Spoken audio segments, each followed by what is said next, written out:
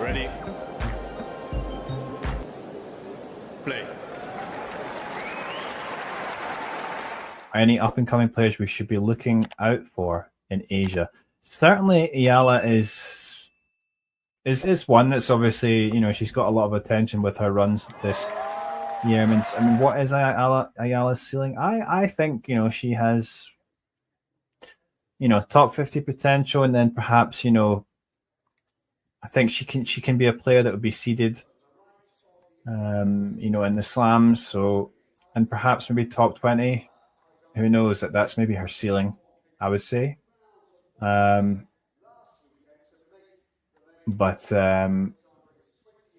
top 10 is I think, you know, be difficult with, you know, where her serve is. I mean, her serve is obviously a weakness, and it should be better than it is. But of course, that is something that can be worked on. So, you know, perhaps with the right coaching, she can do better, because the rest of her game's pretty good. I mean, she's not got the biggest weapons, but, you know, she's quite an aggressive player. She's quite good overall technically. And Alex Ayala has had a good 2025 so far, considering that this is really her first full year on the WTA Tour. She's already achieved a lot of milestones this year. For example, reaching her first WTA final, getting her career high ranking of 56, and also being able to get into the main draws of 2 slams already, Roland Garros and Wimbledon. So I think in terms of the milestones that she is looking for in her young career, she's ticking off a lot of the, you know, the check boxes for them. In terms of if we're thinking about her ceiling or what it would look like for her to maximize her full potential, I think it's a bit challenging to say, mainly because we don't know yet how the aspects of her game will develop. For example, like her serve, which has been pinpointed as the biggest weakness of her game, for example. So we don't know how well that will develop throughout like the next couple of years. So depending on that, I think that would be the biggest factor. But we already can see the things that she has in her arsenal. Like, she is a really good worker. She has a really great return. She's very aggressive on return, and she competes very well. Like, she is always in there, always in it for the fight, which all of these things I think will help her in the long run. Maybe I can see her vacillating between top 20, top 30, around that. Probably hard courts will still be the where she will find the most success. So very interesting to see how well she'll do in this upcoming North American swing, and especially in the last slam of the year, the US Open. It's quite difficult to tell at such a young age what Alex Eala's ceiling will be, and you know, we do see some inconsistency from her on the tour right now, but we are seeing some improvements, and we saw even the serve was doing a bit better on the grass. I do think that ultimately hard will always be her best surface, and I think she acknowledges that too. She had a lot of difficulties on the clay. I know she took a set off Iga, but that ended up being the highlight of her clay court season by some margin, with early exits in Rome and also the French Open to follow. But anyway, as for her ceiling, top 20, yeah, that's feasible. But we're going to need to see bigger improvements, especially it's the serve. If she had a Sabalenka serve, she'd be top 10, no doubt. If you enjoyed this video, make sure you hit that like button. Don't forget to subscribe and click that notification bell so you don't miss out on all things tennis.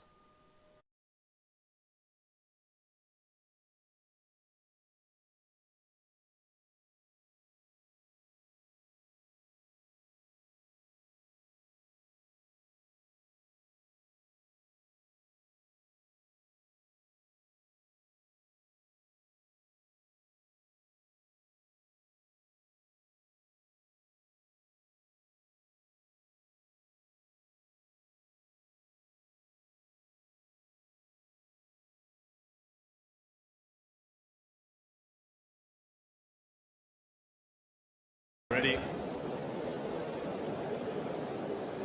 Play. All right, Alex, thanks for joining Talking Tennis today. Thank you. First thing is, just tell us about your win that you had yesterday in the singles. Well, it was a tough win, definitely. A lot of challenges with the weather, changing conditions. So I think it was a great way to start off the clay season. Cool. Talking of clay, where are we at with your game and your preference? Clay, grass, hard? What's your sort of preferred condition? I prefer hard court. It's the one I grew up in, and I think my game naturally is more suited to that. But I've been playing on clay for a long time as well. It's true that the clay season is shorter, much shorter than the hard season, but you know, I love clay, and I'm just, you know, trying to get it to love me back. Good. You're going to be playing Udvari next. Do you know much about her? And tell us what you're thinking ahead of that match. I've seen her around quite often. I've never played her before, but I think that's adds to, you know, the excitement of the match. But, you know, trying to go in with the same mindset as the match before, trying to stick with my shots and trust my tennis. Doubles with Katie today. Of course, you lost, but you beat her in Miami. Did you talk about that match at all? No, we haven't. She did congratulate me on, you know, that whole week, and she's a great sportsman. I think she's super nice, and we get along well. So I really enjoyed that doubles, even though we couldn't end up taking the win. But it's fun with her. Yeah. How has life changed since that Miami run for you, or has it not changed at all? A lot has changed technically, but I don't really feel, at the same time, not much has changed. It's hard to explain. I've had the same work ethic since I was young. So nothing in terms of how I go about my day has really changed. Of course, there's a big difference between last month and this month in terms of my results, my ranking. But when you focus on the things that I need to focus on, there's nothing much. Nothing much. Yeah. Do you feel any more pressure? I think it's normal to feel some pressure after a big run like this.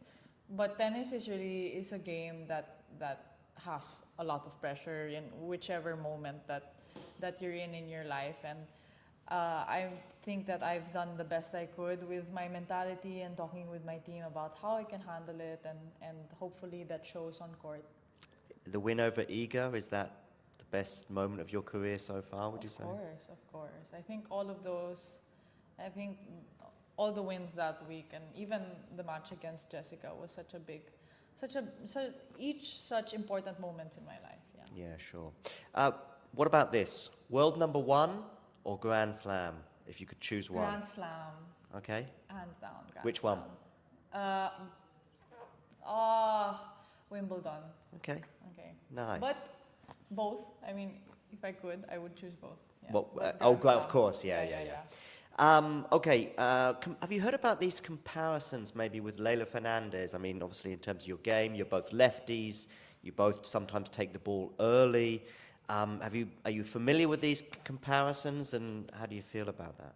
No, I'm not really familiar with those comparisons, but I think Leylah's a great player. Obviously, she did the final in US Open a couple of years back, so she's a trailblazer in her own way.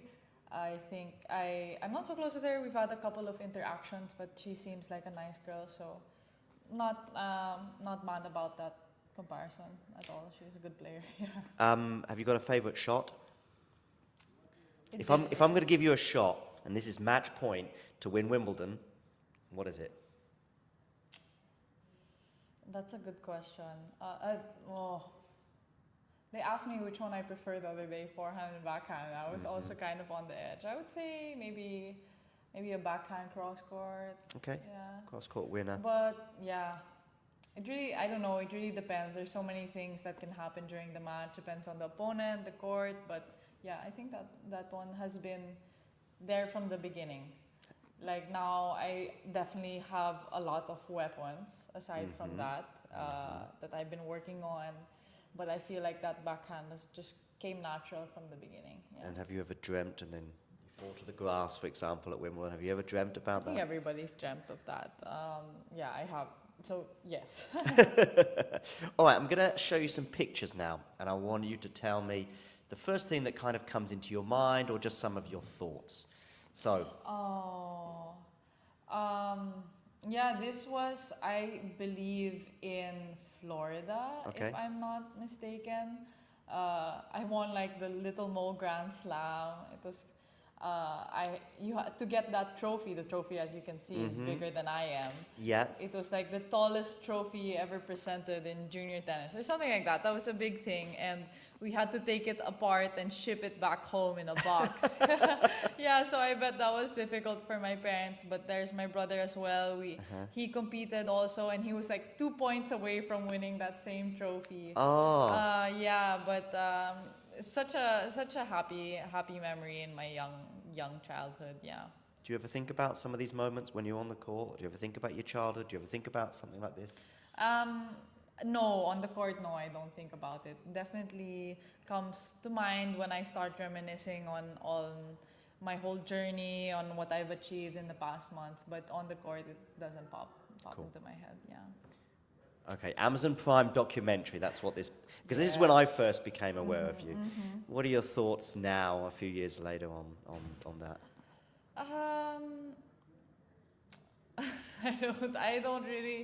I don't know. I think a lot of people got to know me through this documentary. So obviously a big privilege to be part of that. A lot of people will come, oh, are you the girl from Amazon Prime? Yes, that's me. So now hopefully I'll be known for more things than that. For sure. But this is it's so nice to have these memories and these moments captured on camera. Yeah, cool. US Open junior title. I was there when you won You that. were there? Yes, I was. Yeah, Okay. just as a fan, but yeah, I was there. Okay. Yeah. Yeah, this was such a precious moment. I feel it was so full of emotion, and yeah, I started crying, and I feel like, of course, Junior Grand Slam doesn't guarantee anything for the future, but it's a huge achievement, you know, and it's still a decoration, you know. I think just the word Grand Slam and to win it in those courts, I feel. Representing my country, it was a big deal. Yeah. Cool. Actually, representing your country is something I want to speak to you about, because this image here is sort of also about being from the Philippines and being a professional tennis player. What does it mean? Yeah. I feel like the biggest advantage of representing my country is the community, you know, and the pride that I'm able to bring when I do well to my people, and they come out, they support, they really make the effort. So I'm so appreciative. Yeah. Cool. Next one is graduation from the Rafa Nadal Academy. Obviously, Iga and Rafa were there present. What did that mean to you when that happened?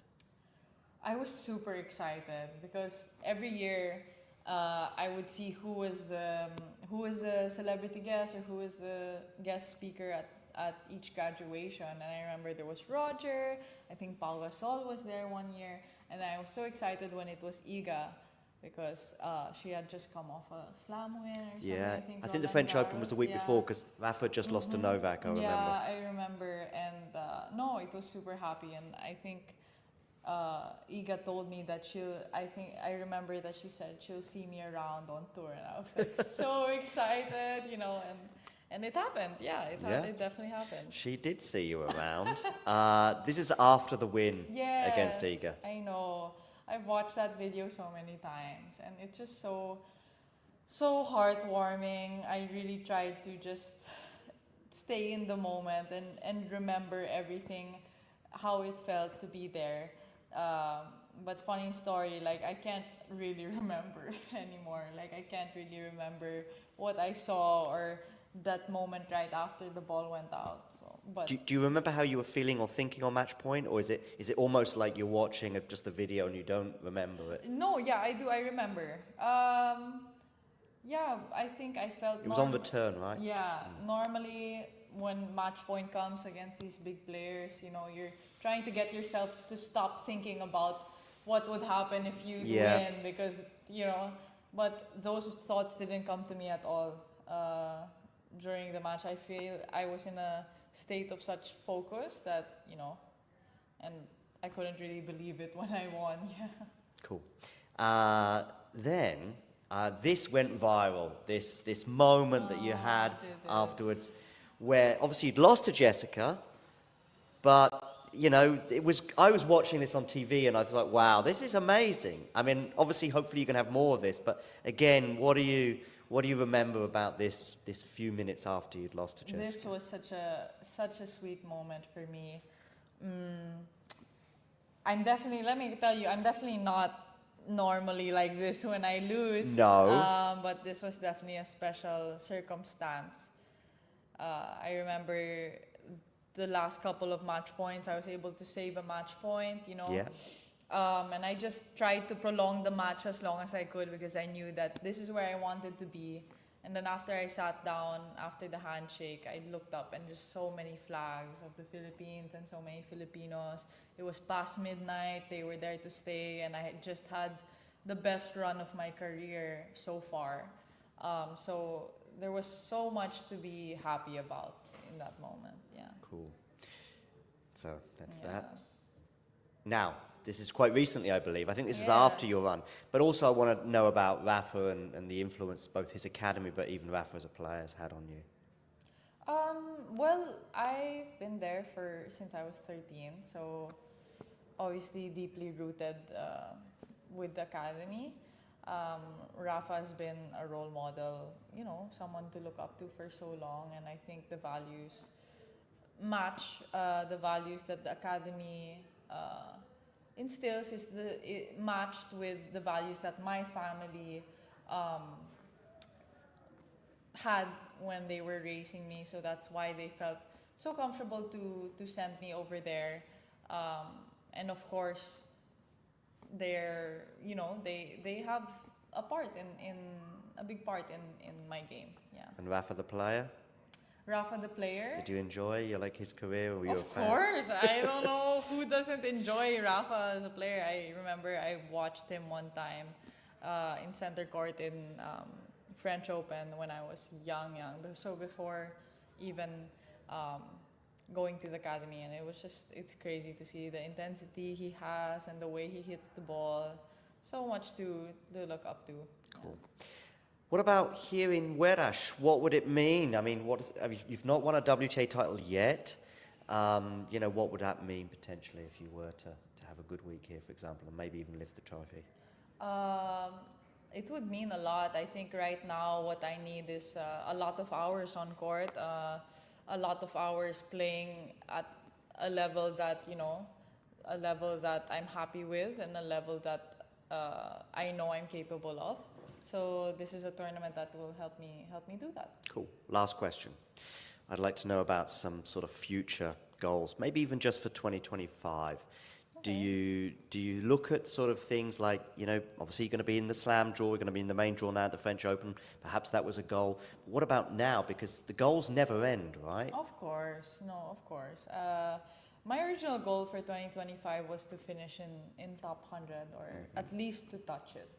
And now that I have touched it, it's a lot of new territory for me. So I'm trying to take it match by match, and I feel that's also why this tournament is important, because I'm coming off from such a good week, and I'm starting the clay season. So I give myself the space to figure it out, and then we'll see what my next set of goals are. I'm sure my team already has their own set of goals, but personally, I want to see how the situation unfolds. But is winning a title, just a title of whether it be 125, 250, is that one of the next goals? Yes, of course.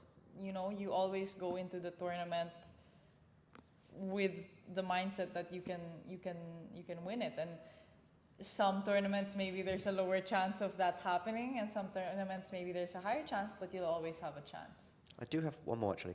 Did Miami surprise you? I mean, you said coming into a tournament, you feel as though you have a good chance maybe of having a good run, but did you expect the semi-finals there? No, I did not. So yes, it did surprise me. I think Miami 1000 is WTA 1000 is one of the tournaments where I had the lower chance of holding the trophy, but I'm so proud that I was even able to come close, and the way I did it, I had such a tough draw. I know. So I had a tough draw. I really had a tough draw. I mean, you had I didn't Madison even, Keys. I didn't even realize, because you just look at the first, you're trying to get through one obstacle at a time, and after I passed each one, I'm like, it's just getting harder. Yeah. Because it was Madison, Iga, and Jessica, wasn't it? And then I had Yelena, I had Katie. Yeah, Yelena as well. I had Madison, and then Badosa, who unfortunately yes. withdrew.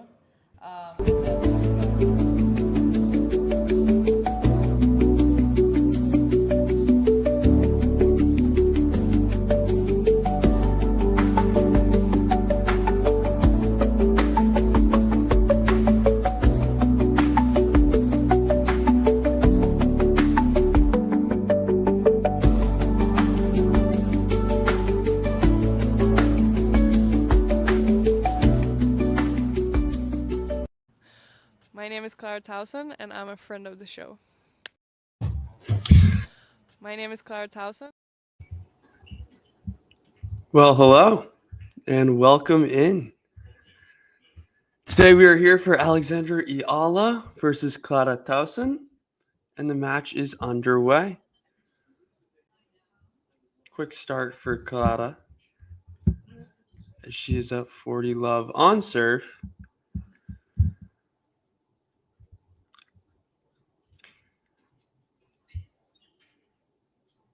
And today, this is exciting. Tauson, obviously, no, it's good. Scoreboard is looking good so far I'll keep a tab on it. But yeah, this is an exciting matchup for a few reasons. I think obviously the name grabbing is huge here with the first round matchup between Tauson, who has had an amazing year. It's crazy to say that we're at the final slam of the year, but even from the start, Tauson, she was awesome to begin the year in Australia. I think she captured her first title out there this season, and then has really just kept it going. Most recently, upsetting Iga, Madison Keys, and eventually went on to lose the semifinal against Osaka. That was in Montreal. And then in Cincinnati, she lost to a semifinalist in Veronika Grudematuva. But it is Tauson who does hold to start the match. And a little bit on Eala.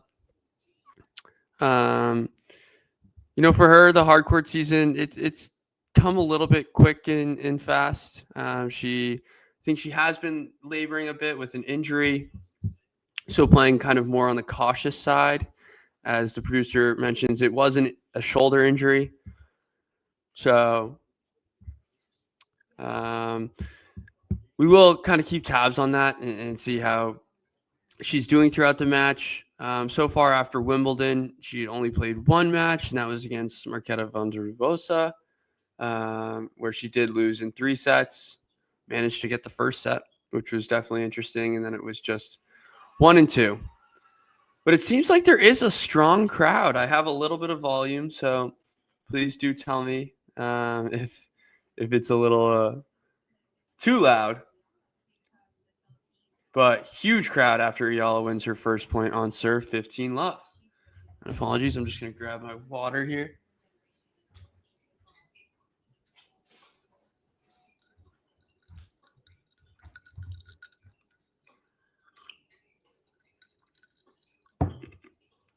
Beautiful exchange. Beautiful exchange. Using the backhand, going cross court. Gets a little opening down the line and goes for it. Hits a clean winner, 30-love. And for the stands not being too packed, quite a loud crowd, I will not lie.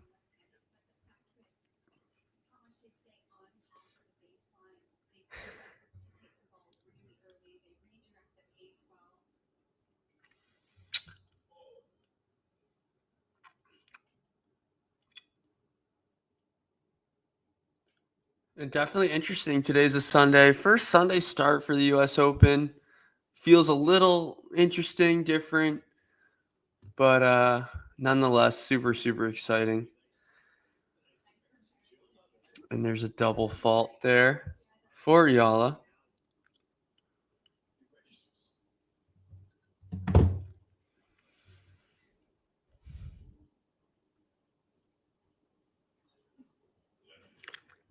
Yeah, definitely a healthy comparison.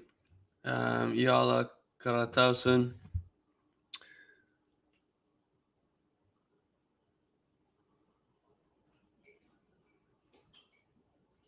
Lefty ability, the movement, very, very fighter-esque mentality. And another beautiful backhand that she rips by Tauson. So for 40-15.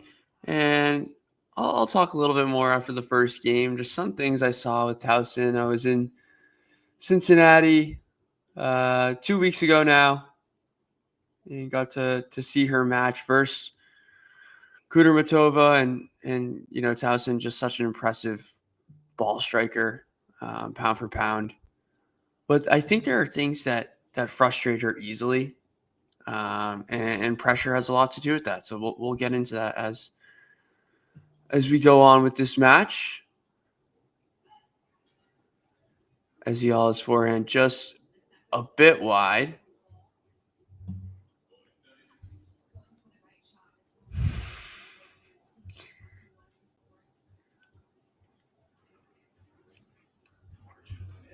In other news, Fritz does break Nava into the set. So first set to Taylor Fritz, 7-5. And there it is. Eala is on the board. Huge cheering.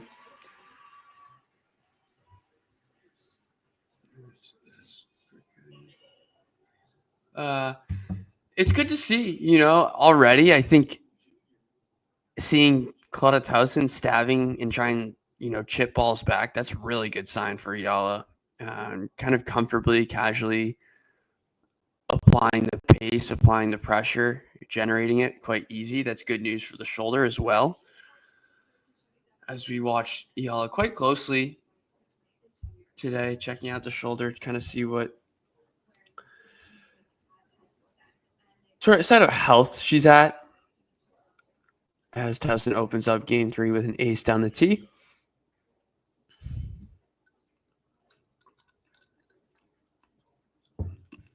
Of course, I'm an Eala fan, Jake. I did have my eyes peeled on her at practice at the U.S. Open. I think it was Tuesday when she was practicing.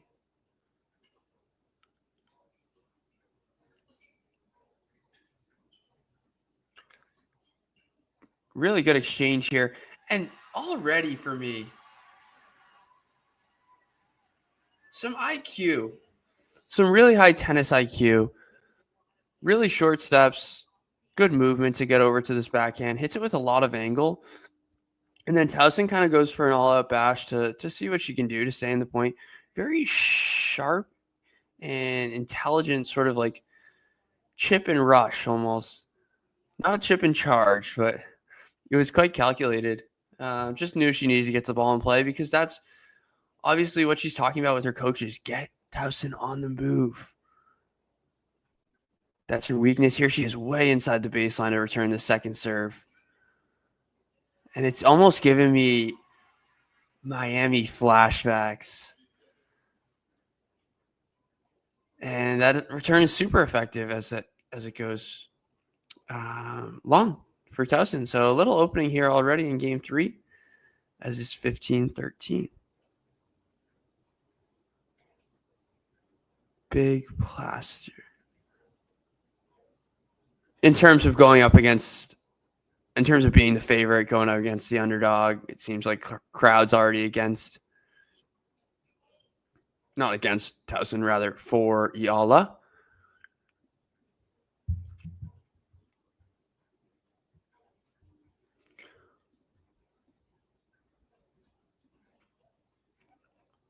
Very fair conditions today in New York, about 80 degrees Fahrenheit. I'll figure that out in Celsius for all those who are joining us, but it is quickly an opening for Eala. It is 15:40 on the Tauson serve. 2 break points coming up for Alexandra Eala.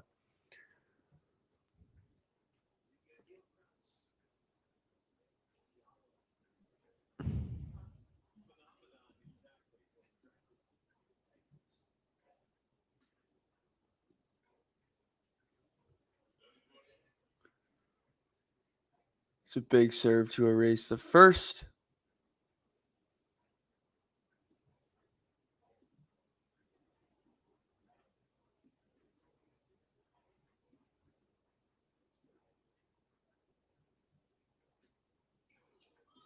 And another big serve to erase the second. Wow.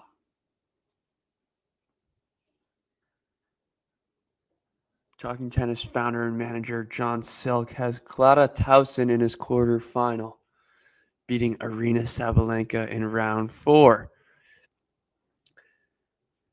Bold to some, maybe more realistic to others. I think I'm more in that realistic combo, although I will say I'm an Iga junkie. But Alex Eala pounces on that short ball, rips it cross court for a winner, and brings herself another breakpoint opportunity. Yeah, I'd say Sabalenka is susceptible to some pressure, to some mobility. I think Tauson had her number earlier this season. When I was watching that match, I think it was maybe round 2 of Australian Open, Eala-Tauson and Sabalenka. Might have been round 1. I was like, oh, she's got her chances. Just didn't take them.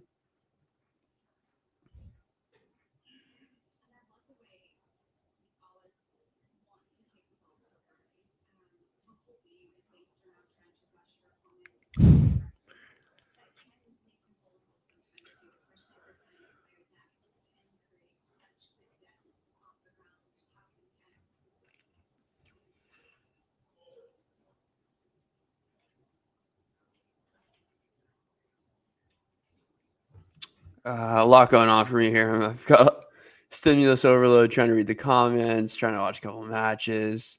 But Eala has another break point coming up.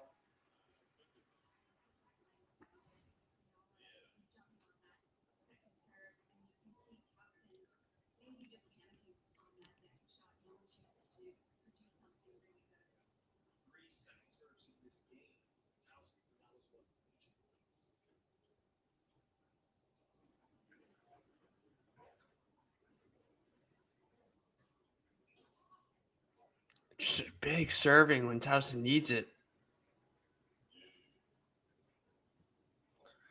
So it races a fork break point.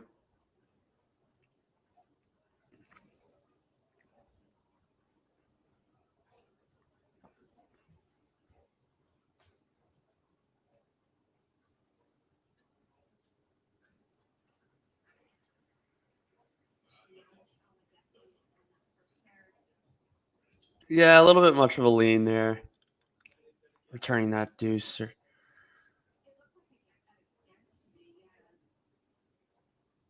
You're not wrong. You're not wrong, producer mentioning. Eala can start hot and kind of fade. I think we saw that against Iga, maybe in like Madrid, if I'm remembering correctly. And that return goes long. So Tauson does indeed hold. Had to face 4 break points there. Some big serving to get out of it. But then you kind of play your margins, right? Eala going really, really aggressive on returns, even more on the second, stepping inside the baseline. So, yeah.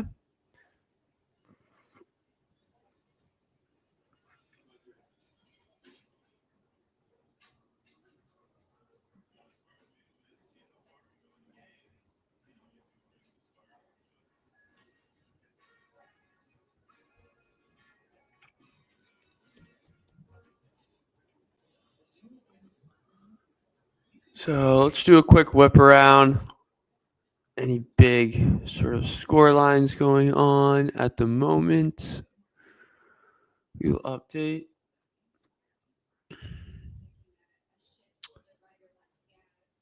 Nothing too eye-popping. Hijikata down a set and a break. Yeah. Same for now. I'll update, though.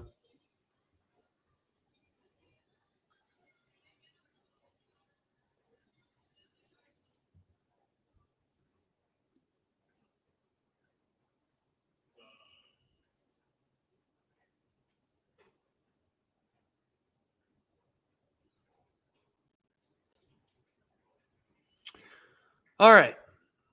We are back as Eala steps up to the service line. Serving at 1-2. I was a little lazy this year. It's always like, do a bracket, and I always want to. For some reason, I just didn't.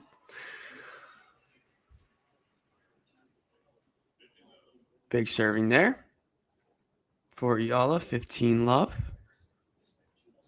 Yeah, go see. I like Nava too.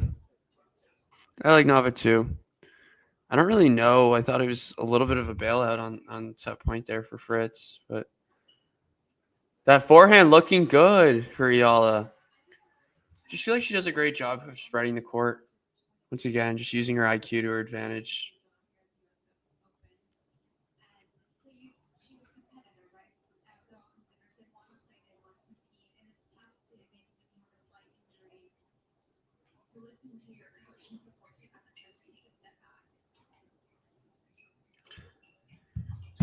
There Eala is coming to the net, and I don't mind it.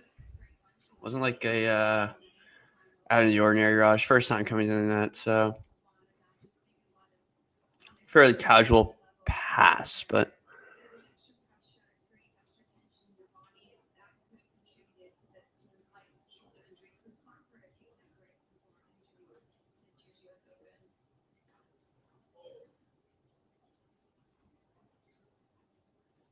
It's some wrapping on the Eala shoulder, maybe even just like a pad of sorts.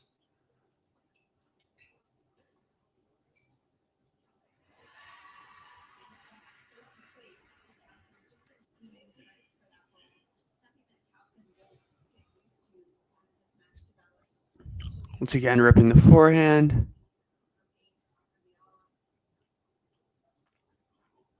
McCartney Kessler on the screen, who I'm a big fan of. Big win for her today. 7-5, 7-5. Not an easy draw. First round, having to play Lynette. But she gets it done, and so does Eala. She holds for 2-all on serve in the first set. Just about 20 minutes into the match.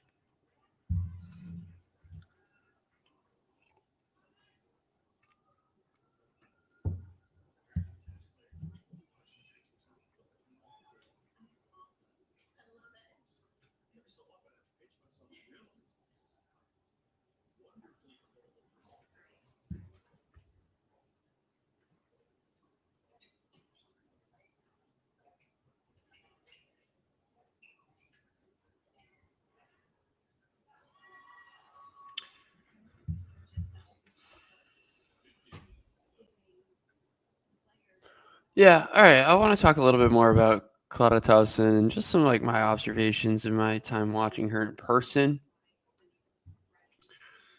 Obviously, I just feel like for me the movement sticks out, but it's better than maybe it might look on TV or anything. Sometimes the steps are lazy. I just think from a mental perspective, if you're gonna walk around on court like that, you're just giving a little bit too much of like mental superiority for the opponent. It's so negative, the body language, so often, far too often.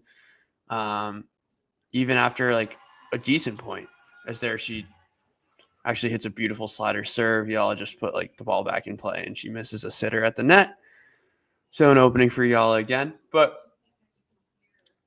I just feel like not having practice or not having showing like the positive emotions, at least getting yourself going against maybe even lower level players, but anyone regardless. It's like, what are you going to bring to the table when you come against these, top players? And she has proven it, right? She's beaten these players, but I just feel like from a perspective, even today, like going against Eala, she's now going crazy. She's going to walk to the umpire, it looks like.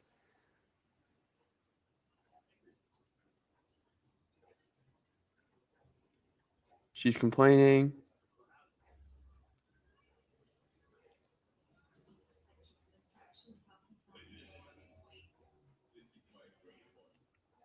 So she's complaining that fans are calling her shots out or vice versa. And yep, here it is. Exactly like kind of the negative emotions that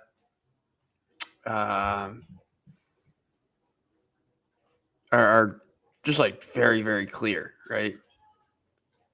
Even in the match that I watched, she's up 3-love against Kudermetova in the breaker, loses it, goes on to lose the match. Second set breaker that was.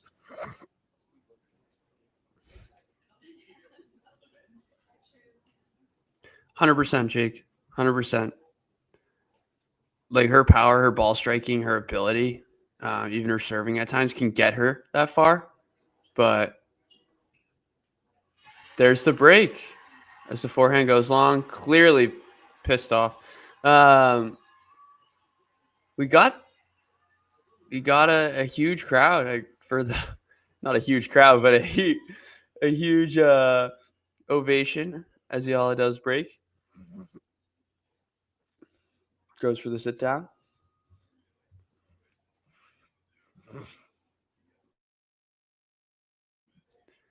But that's just, something that will, be something to watch for Tauson as this match progresses. She gets back in the match at all.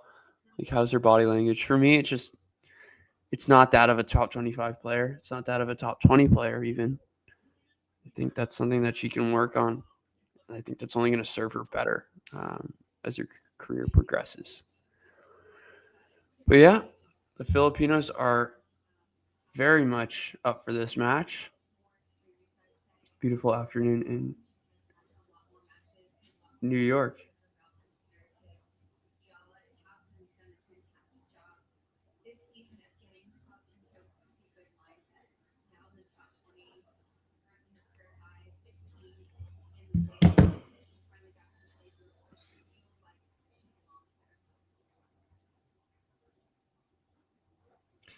As Marketa Vondrousova does win the second set breaker, so she gets it done in straights first. I don't know who this is, but Oksana Selekmeteva pushed her a bit there in that second.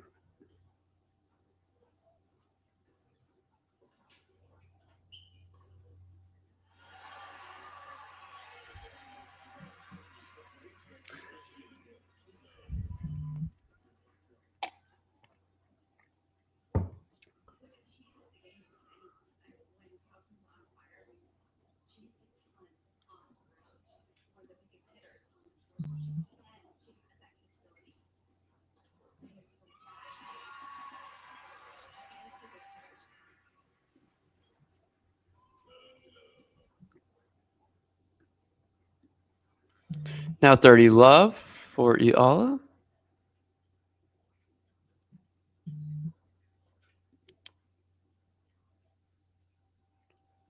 No, seriously. I looked at that name and I was like, you actually have to be kidding me.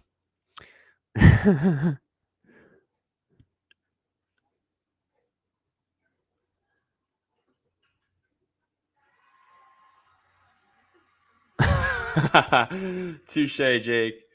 Touche.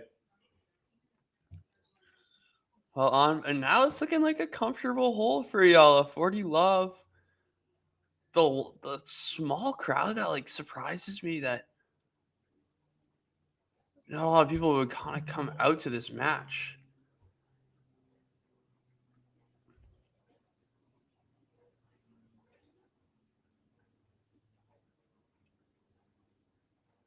Like grandstand match, plenty of seating. Yeah, 80 degrees, but I mean, in the grand scheme of things, that's not bad at all. And a beautiful drop shot. 40 love. Gets the hold. 4-2. Crowd's on their feet. Let's go. Yeah, I mean, Ghosty, I want to like have this US Open chat. I mean, I think it's crazy. The accessibility is just very, very difficult, I think. I think it's way too crowded, which I'm not a fan of. When I go to events, I want to get as much exposure, be as close to the players, the action as possible. And I just don't think right now what they're doing, especially the practice area, it's just ridiculous. It's actually dangerous.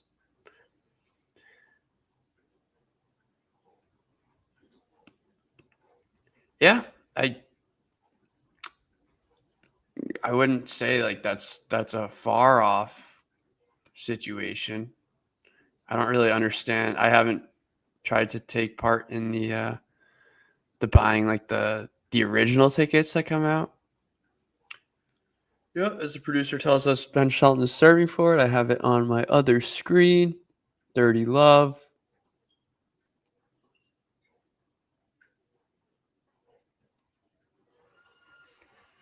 Still like that, y'all. Just like I want her to use as much variety as possible. You know, like from a ground game, it's just going to be annoying to play Tauson from the baseline, but short angle balls, you know, a little chip here and there, throwing the drop shot, maybe even throwing some moonball-esque shots, you know, just try and disrupt the timing of Tauson, you know. Looks like she's trying to just attack that backhand as much as possible. Into the body here, she jumps on a forehand middle of the court, and it goes long from Tauson. Match point, Ben Shelton.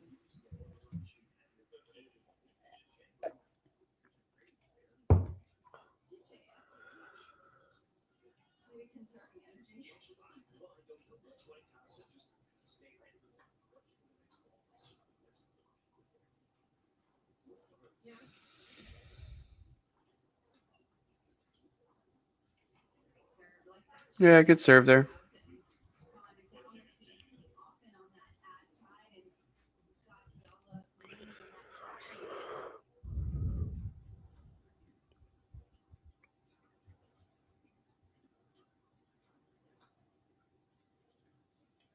Ben Shelton, match point 2.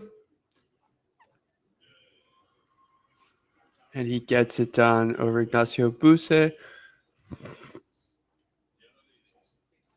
6-3, 6-2, 6-4. Just over 2 hours.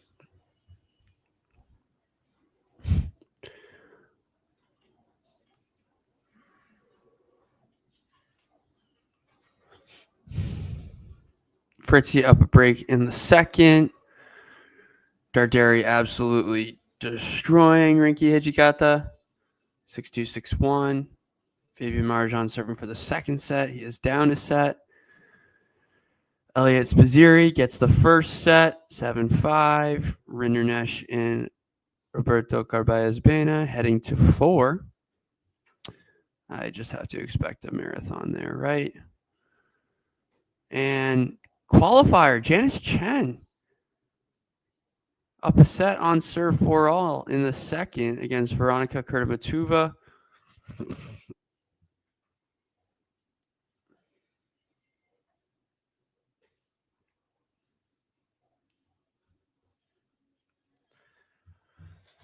So we got some battles.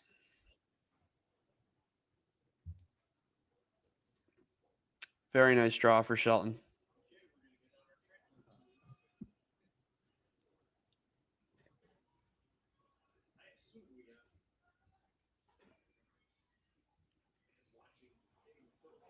All right.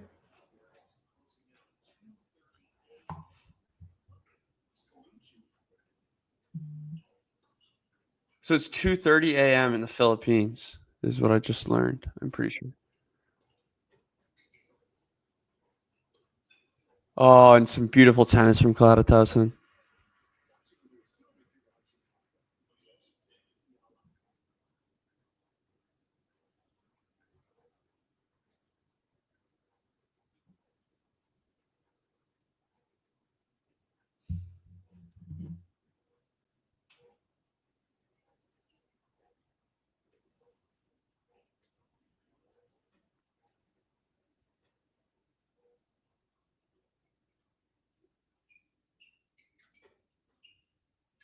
As Alex Eala rips a forehand down the line.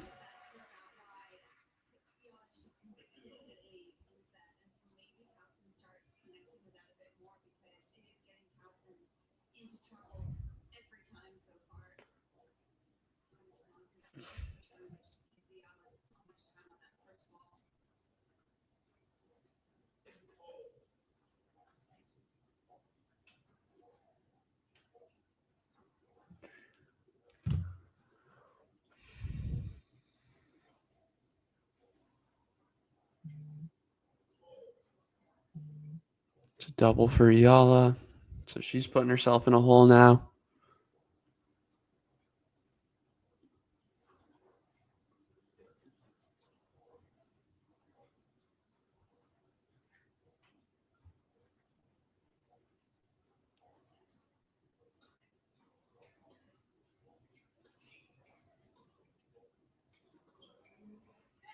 There, Towson going for a lot on the backhand, inside out, middle of the court.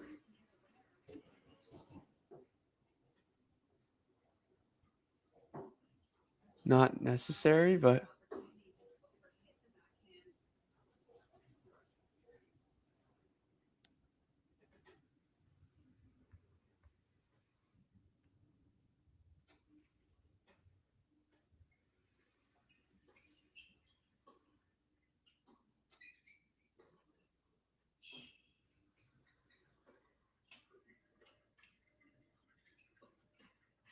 Pretty much peak Eala, though, Rare, in that point. Taking the ball super early, changing lines often. Doesn't get there with the backhand down the line, but still, have to respect her going for it.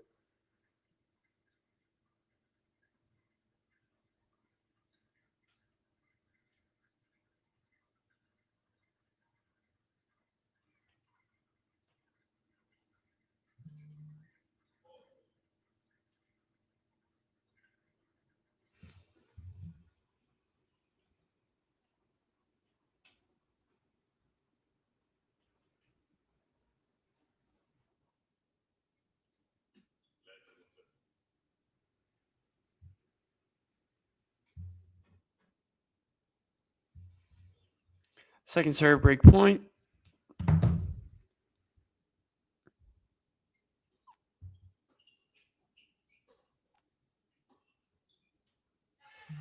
Eala saves it.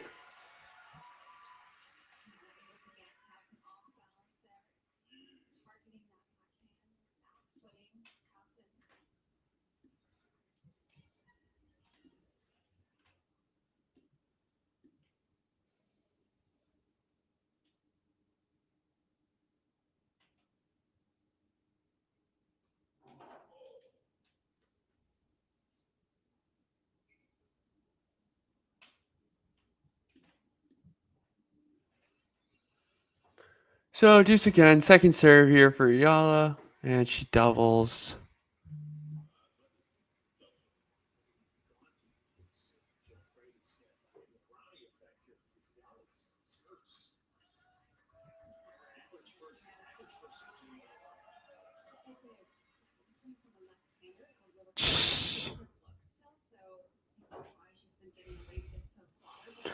Yeah, it would be fitting for Tauson to come through here, but you already see like the early frustration. Tauson trying to pick on the Eala backhand, kind of overdoing it a bit. Eala the one really trying to change lines. Eala's been the one who's making the push. She is dropping a little bit deeper behind the baseline now.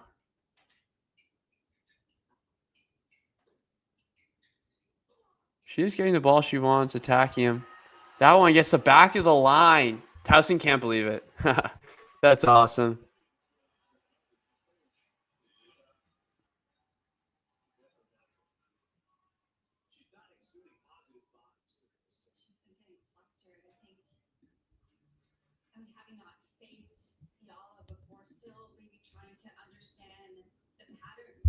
Yeah.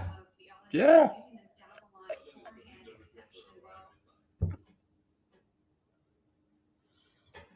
Exactly.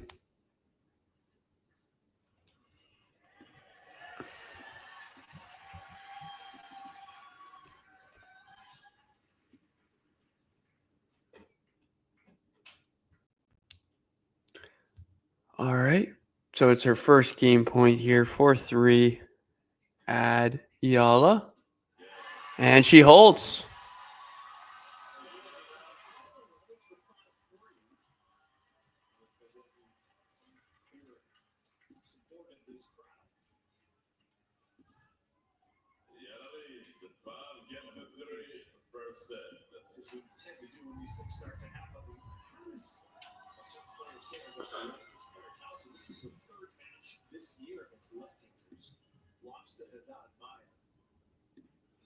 All right.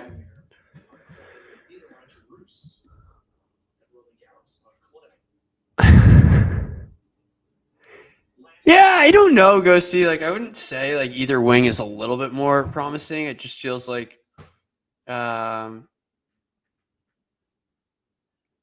she's just so willing to switch lines often, take the ball early, especially on the backhand side. But then like she was fine, like dropping back behind the baseline. I think it was the deuce point, and kind of working her way into the point. And then when she gets a forehand that she can fire down the line, she will. But look at that tactic on the slice, like a two-handed slice almost on the backhand. Tauson takes that ball, no man's land in the middle of the court. and then she goes down the line. But yeah, this is a little bit much. I am watching with sound. Fans are literally shouting during the point.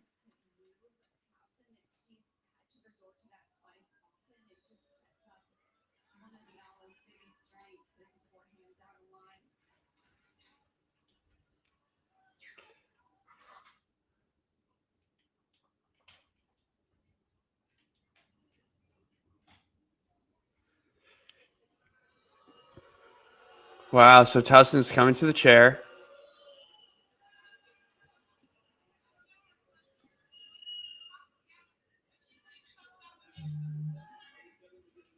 Yeah, I agree exactly with Tauson saying. Yeah, it's not even like these are shots down the line. She's hitting shots down the middle, and they're going crazy.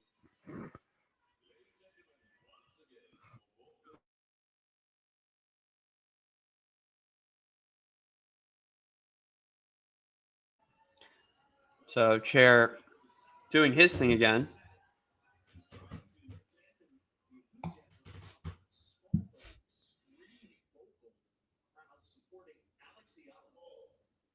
Small but extremely vocal is how the commentator described the crowd.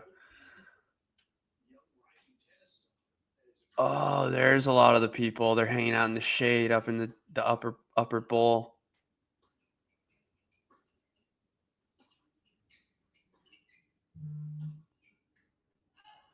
Wow, and y'all are just looking very sturdy back there.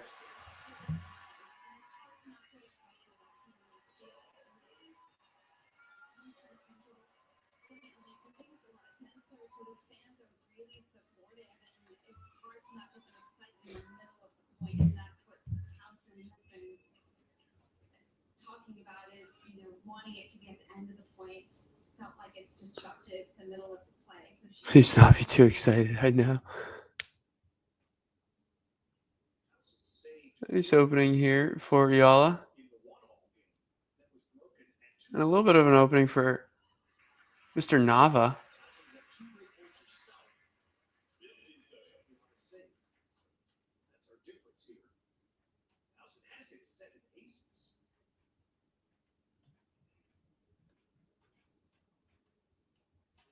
Seven aces for Tauson already. Wow. Beautiful return here from Eala. Get herself in the point. There's that huge backhand again. Really going stroke for stroke. And that slice is deep. So it's going to be 2 set points for Alex Eala. The whole world wants Eala to win. Ain't that right, Jake?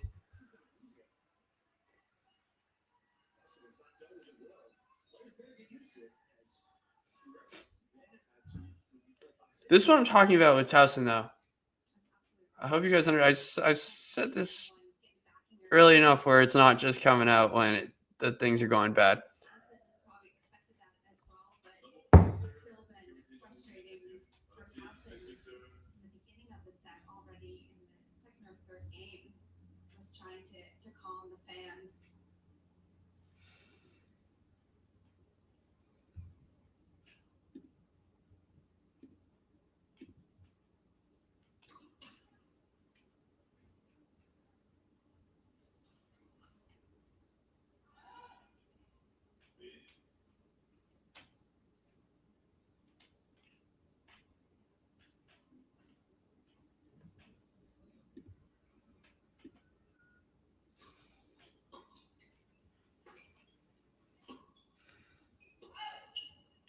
That one does go long.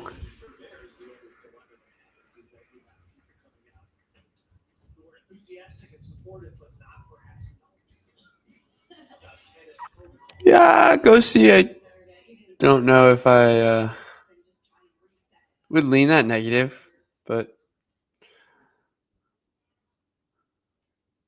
Nurlan, welcome in. You're tuning into the biggest point of the match here. Tauson looking to save set point number 2 for Eala.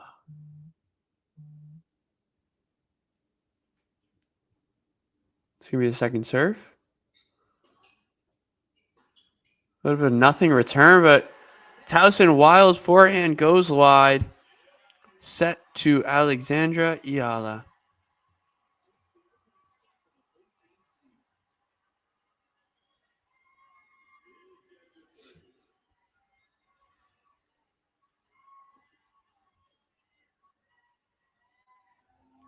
That's probably correct. I don't know.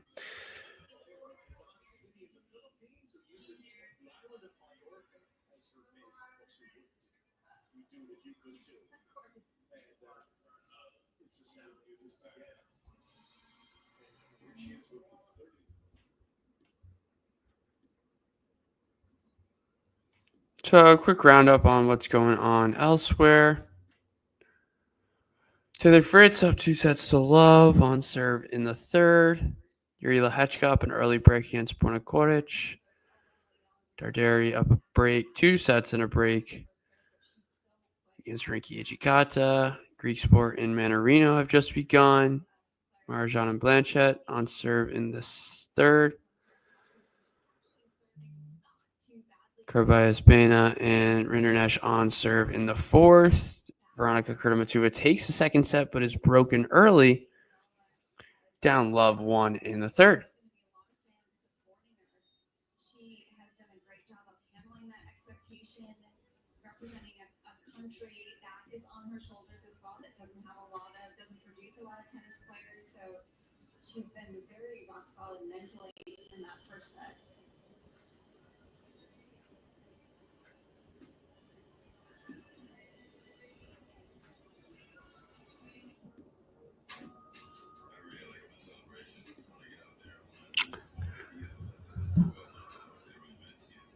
So here we are.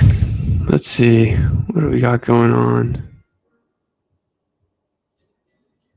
Any predictions? Y'all up a set?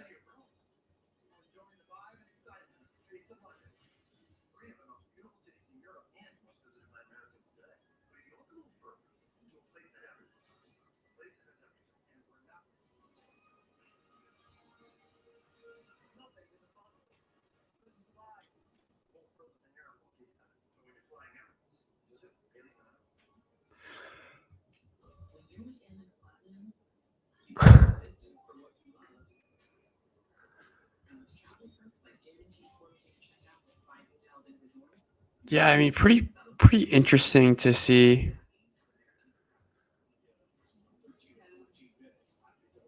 What's gone on in this first set in terms of one, not only the play, like the level of play, been very high, of course, but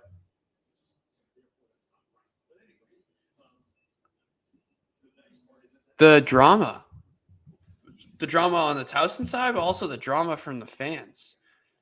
You know, we talk about how many fans Eala has brought to this sport, you know, kind of carrying a country on her back. And here we are, the final Grand Slam, final major of the year. Plenty of Filipino fans have come out to Flushing Meadows, Queens, New York. And it's definitely inspiring. Not only to her, I think to anyone watching this match. It's definitely very exciting. It brings a different kind of component to this match, this sport, especially here in the Northeast of the United States. You know, when you think about other parts of the country, you think about Miami. You had the opportunity to go down there and just see all of the Latin American fans and how just insane that fan base is. Just kind of just brings a whole new perspective to the sport, especially for me, you know, as an American. That's, I think, the blessing of this sport, opportunity to meet people around the country. It's such a global sport, so many fans, and definitely feel lucky to be part of it. So here we are, second set getting underway. Alex Eala did break into the set, so she will be starting out on serve in the second.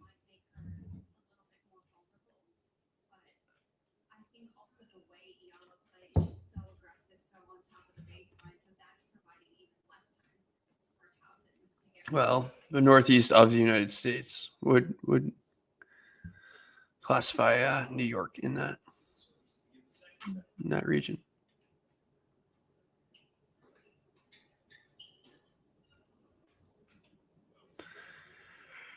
First ball, +1 forehand is a frame. So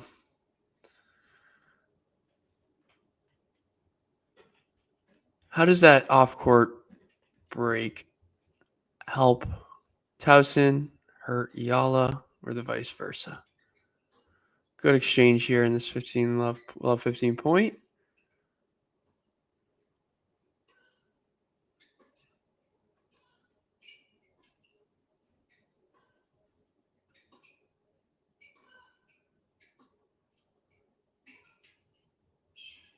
Just an elite point. Definitely the best point of the match. And Tauson, does she have the steam? She wanted to give up. She wanted to give up on this point. Oh, my.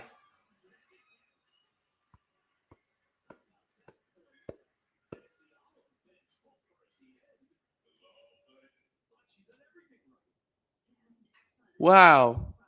There's a few components to this point, which is interesting. Haven't seen this. First of all, it was a drop shot winner. It wasn't that good of a drop shot. It was just a 25, 30 ball rally. So no one really had the legs to get there, Eala included. But probably about ball 20 of the rally, Tauson hits a running forehand that she kind of just goes for a winner. And Eala really just needed to hit the cross-court ball. Instead, she hits kind of a nothing middle-of-the-court ball. So Tauson has the ability to get back in the point. And now it is quickly love 40.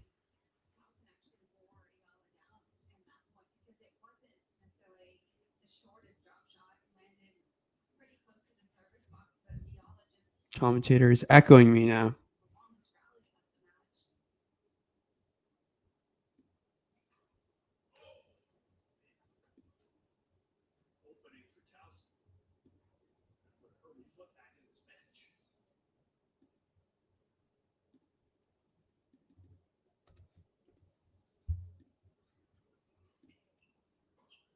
Wow. What a backhand. Over the high part of the net, maybe even over the net post.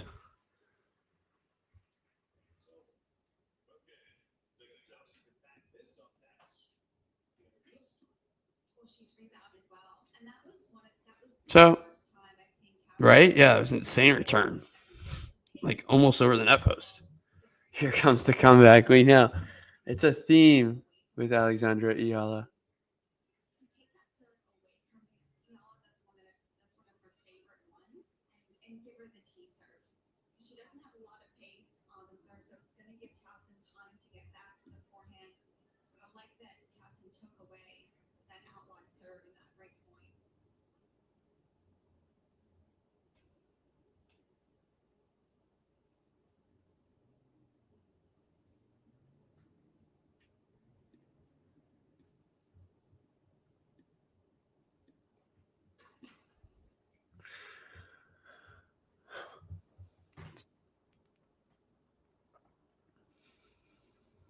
So how does Eala respond? Looking at a second serve, steps in, rips it cross court.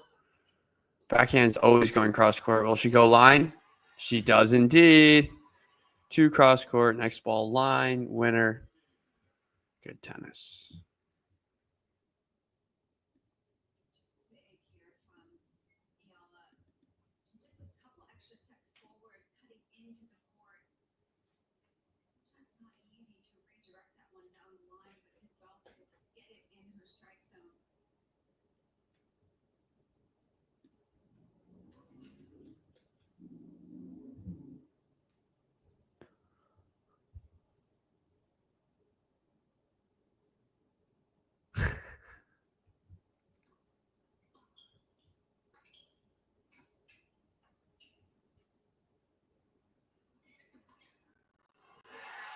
There it is. Tauson brings Eala to the net with a drop shot.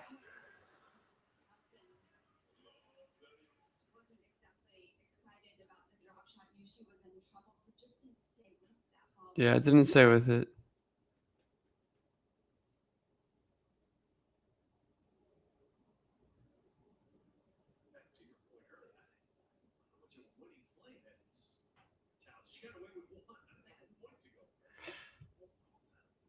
So, an opportunity to break right back.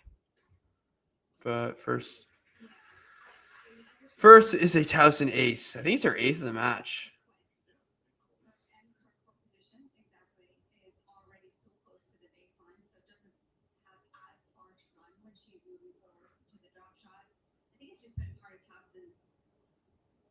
Tools. I mean, she's been adding that drop shot into her game, trying to incorporate variety.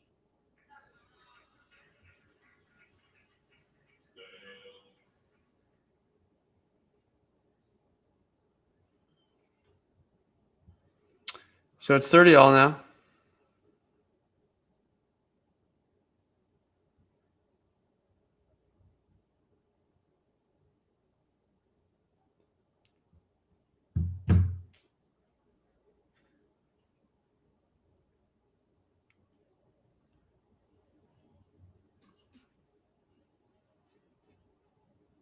Goes for the slider out wide into the net.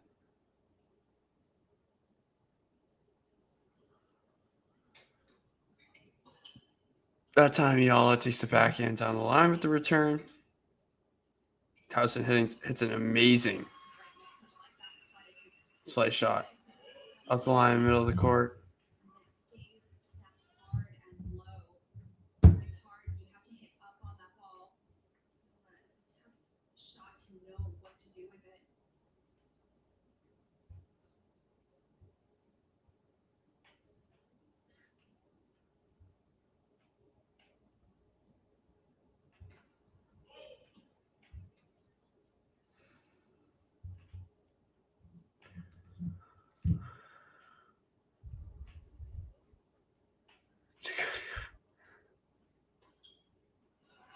Eala steps in, rips that backhand inside in, return winner, back to deuce.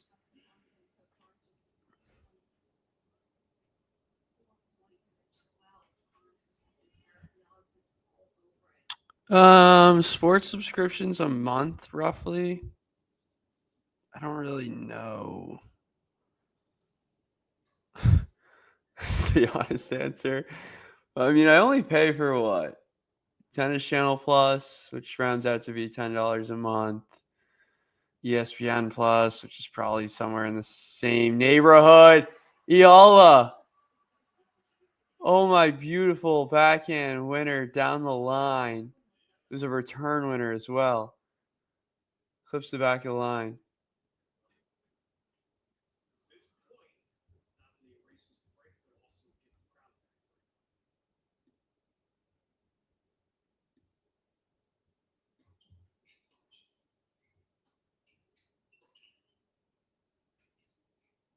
That slice will go long. And Eala breaks back.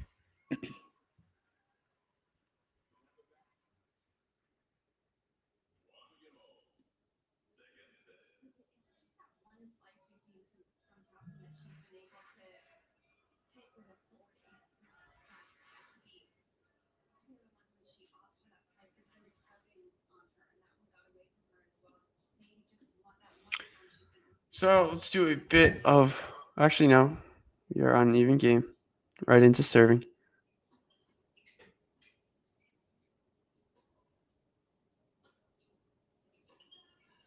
There's the backhand with a lot of angle from Tauson.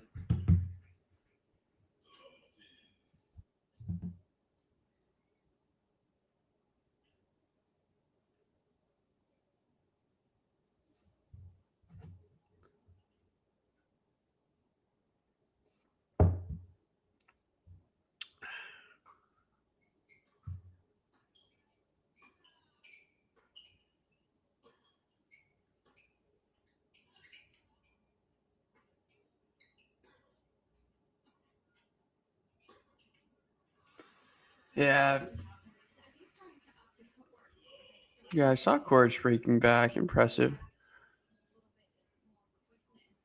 Yeah, y'all went to the Rafa Academy, correct.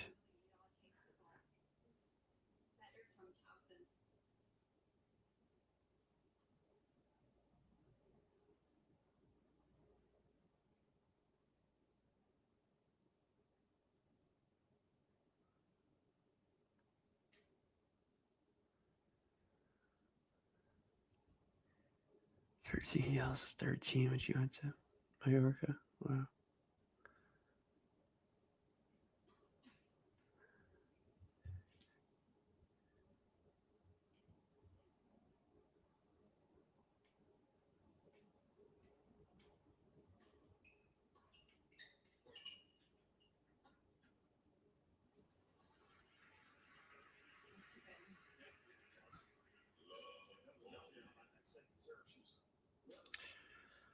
So it's going to be 3 break chances for Tauson. Yeah. A little bit of a seesaw type of match.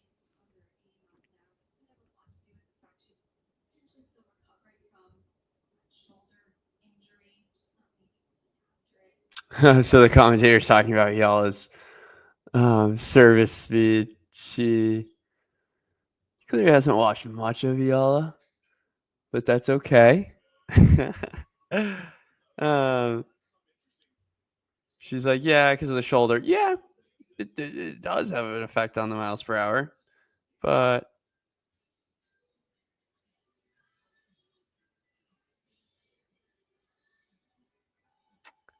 yeah, y'all is just not typically a quick server. I mean, just based on the data we have, the results of the matches we've seen. I don't know. There is a site, I think, for that. Producer asking who the commentator is. There is a site for that, I think. I should know this, to be honest, but I don't.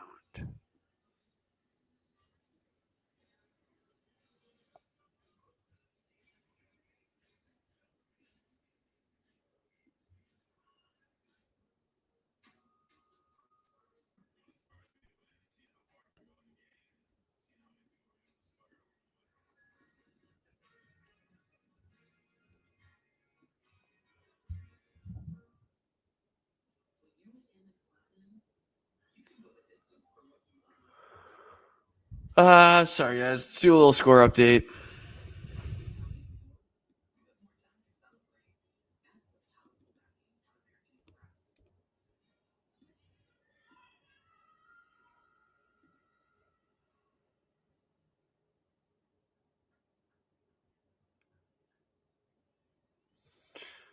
Jake, did you watch the match today?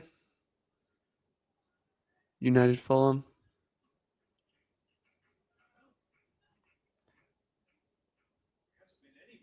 That penalty kick call, I feel like had some karma behind it.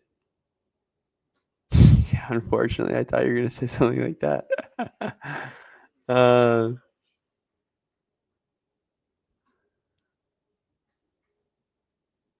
Nava expressing some like extreme frustration, which is fair, but you are down 2 sets to love and a break 1-4. I don't know if it's necessary against Taylor Fritz to show all that emotion, but it's okay. Respect it. Going off the middle a bit there.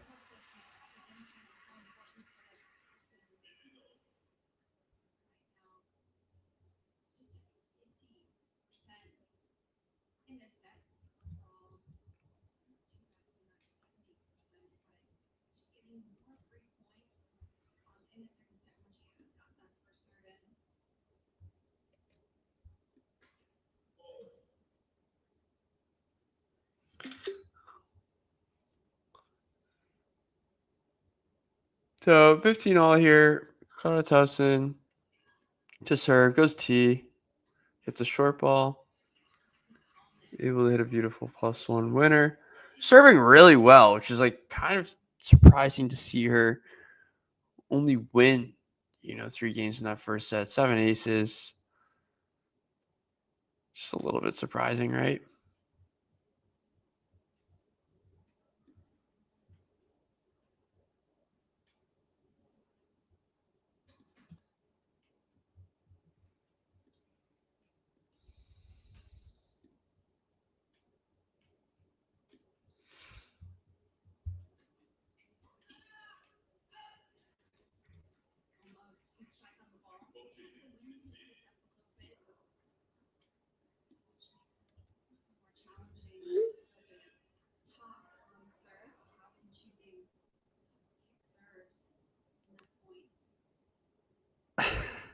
I'm sorry. I'm just reading your comments now about Sesko, Jake.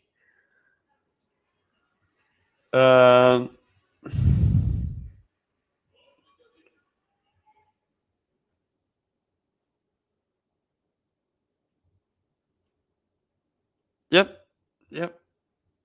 Definitely some interesting decisions. No hiding from Amarin. That's right. Just should have got a result today, regardless of how it was. Yeah, Kuna looks as a player, 100%.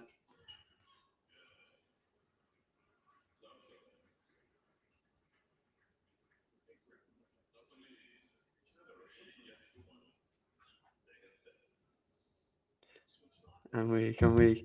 I played I was primarily a fullback in my time. Played a little bit of center back as well.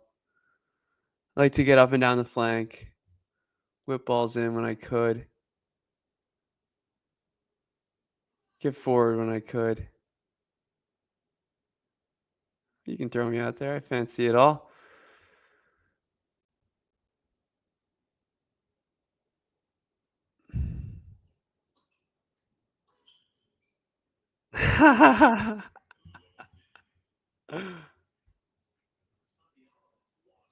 But yeah, here we go. Tough spot for Eala right now. Up a break, now down a break. You know, how does she respond with her serve kind of just getting attacked like this?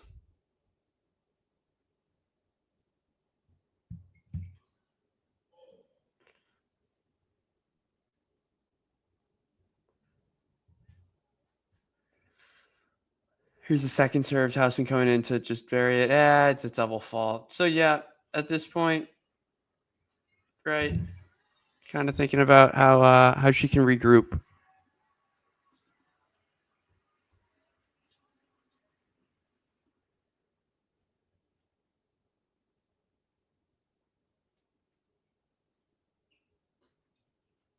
But it's a wild one from Eala-Tauson.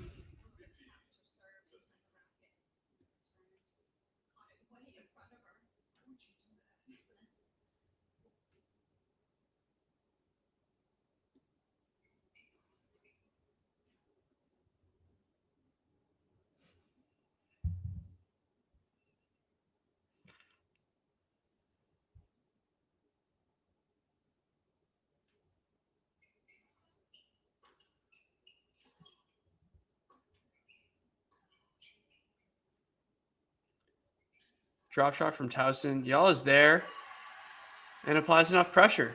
So 30 y'all.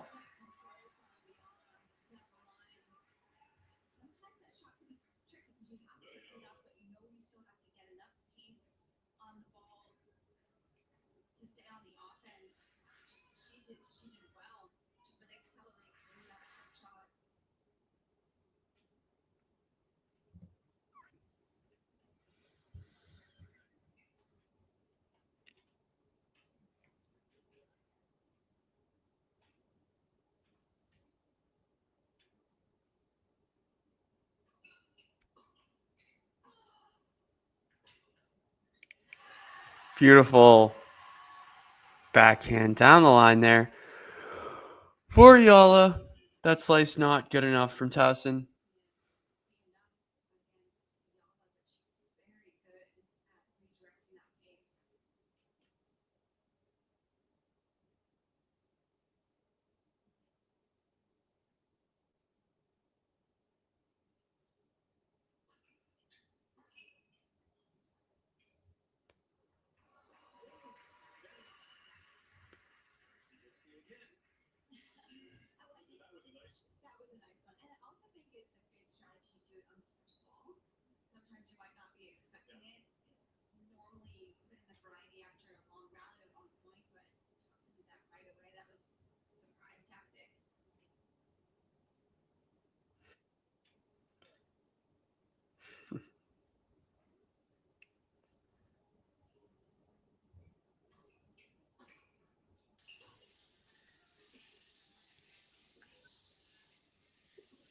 Hello.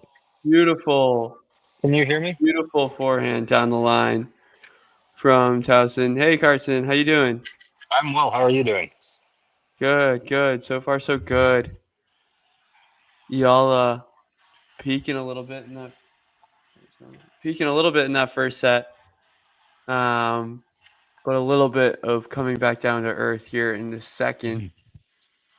Towson stepping on her a bit more, but kind of turning into a big game here at 3-1. Just saved a break point back to deuce.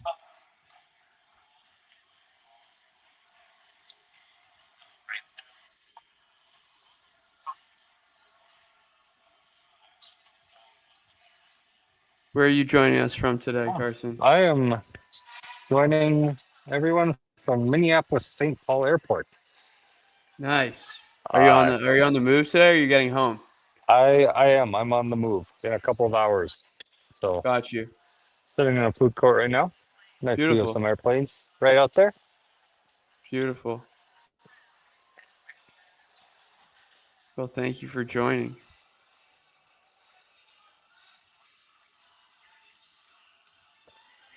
Eala does win that deuce point, so it is her ad. Like I said, turning into a fairly monumental game. Like, is she going to stay in this set? We'll see. Mm. All right. I might be a few seconds ahead of you here. Okay. And there it is. Yeah. I'll just pause for a few seconds. No worries, no worries.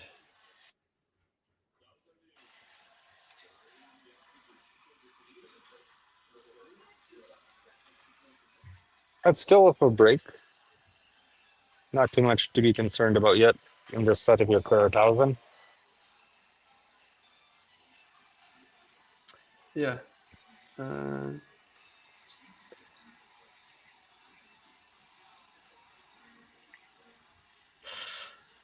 So yeah, let's do a little scoreboard roundup here.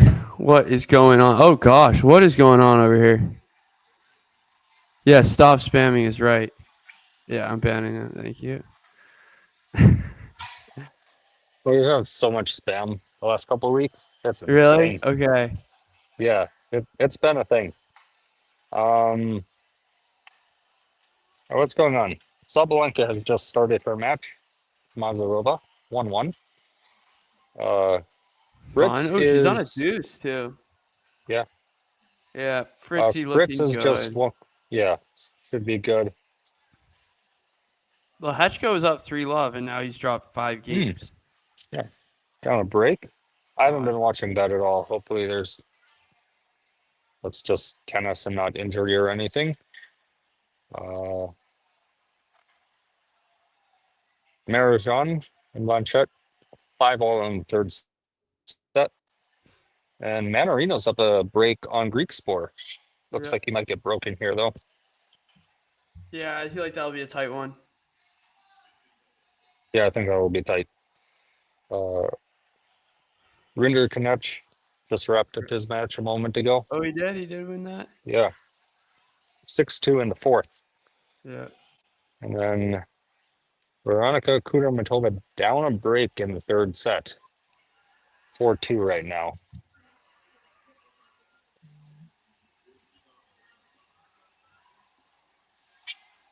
Huge Filipino fan base on site.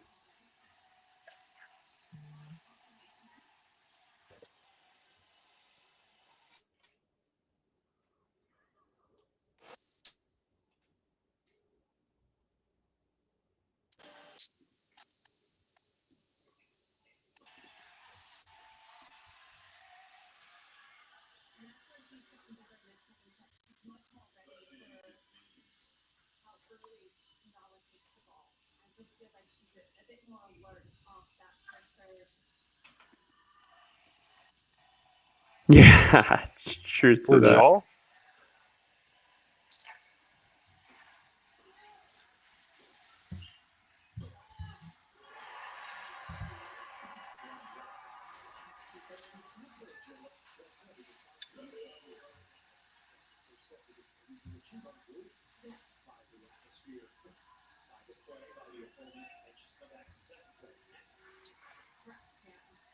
I think for her it was important to step away for a moment because she was pretty flustered into that first set.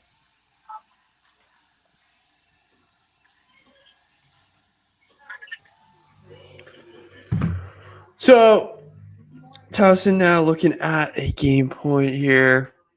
40-30. Just trying to weather the storm a bit, right?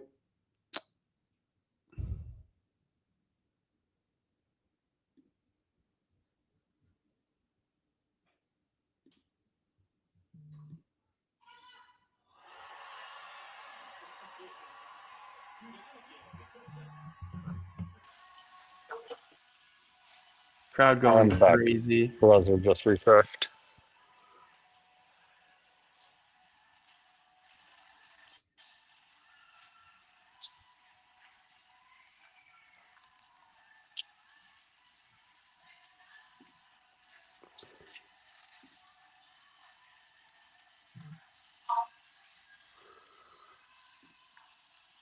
No, no worries, Harris. I know it's not easy.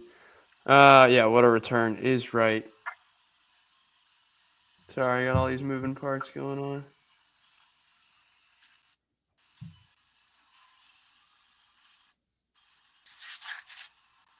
Beautiful inside out forehand from Eala. She flattens it out beautifully, and now it is break back point.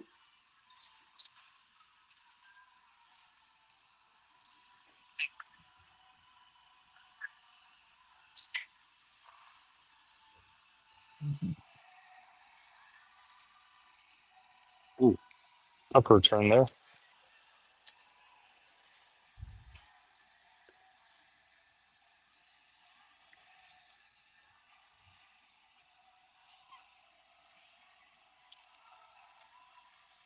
Looks like Yala will have a break point now.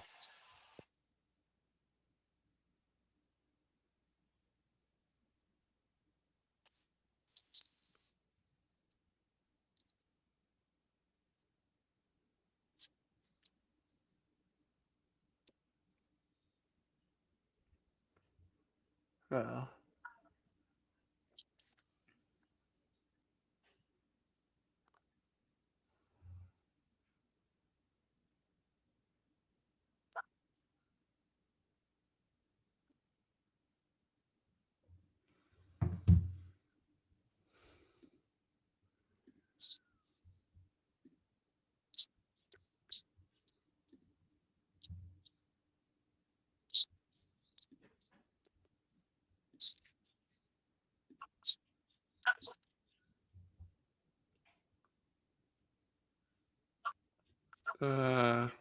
we're just going to do this. Unfortunately.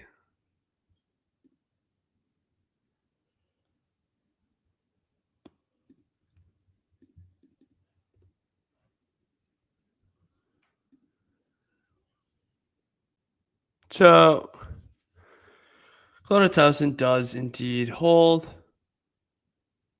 4-4-2.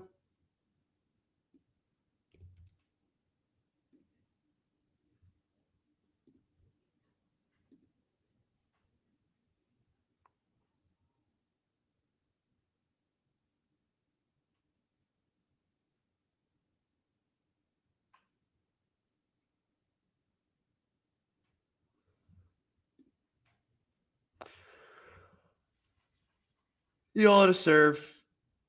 Definitely a little bit of heartbreak there for Eala and her, and her fans. Kind of from out of nowhere, getting a look back into this set. Not able to break back. So a little bit more uphill again. Towson does a good job here.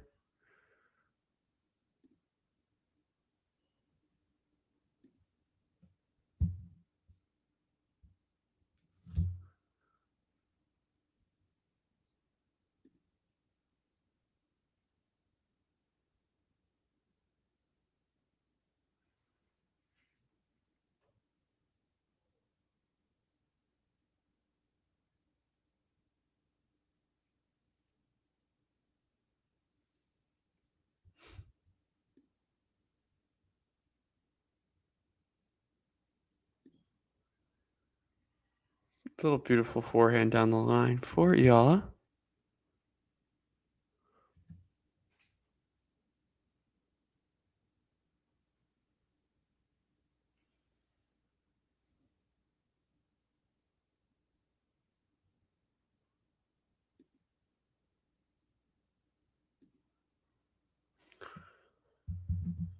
Just looking to stay in this.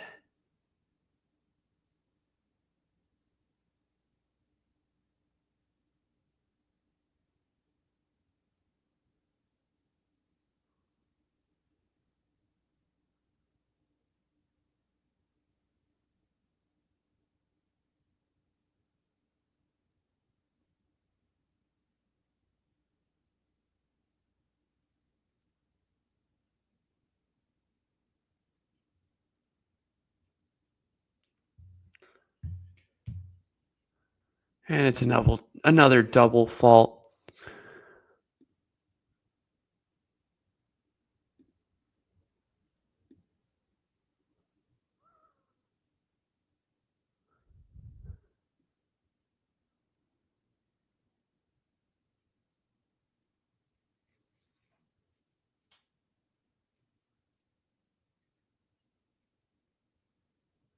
It's good depth from Tauson.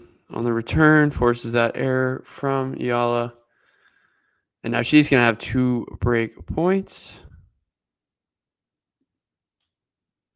Yeah, curious what's going on. If anyone can give me an update. Lehechka goes up 3-love and has now dropped 7 straight games. I don't know. That's kind of insane. So,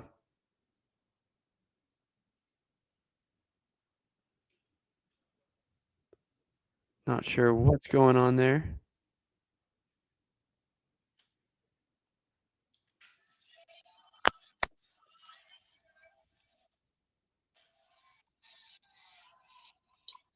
Oh, can you hear me now?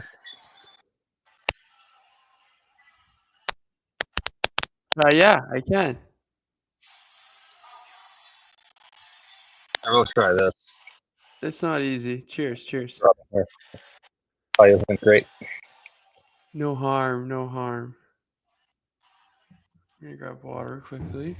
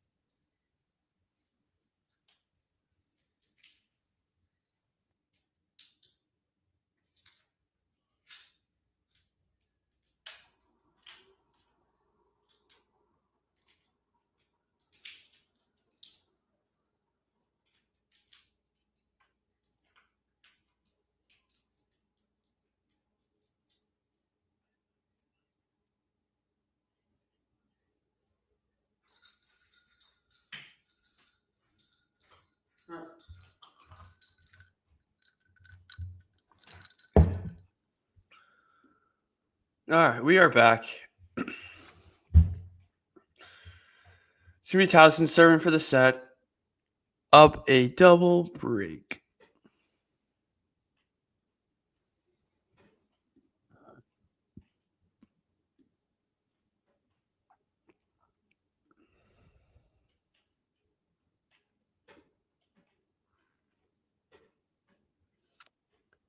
Seeming fairly casual.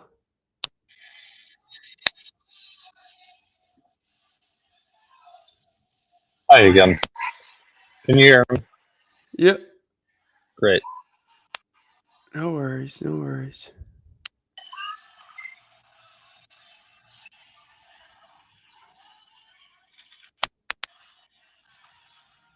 Towson serving well still.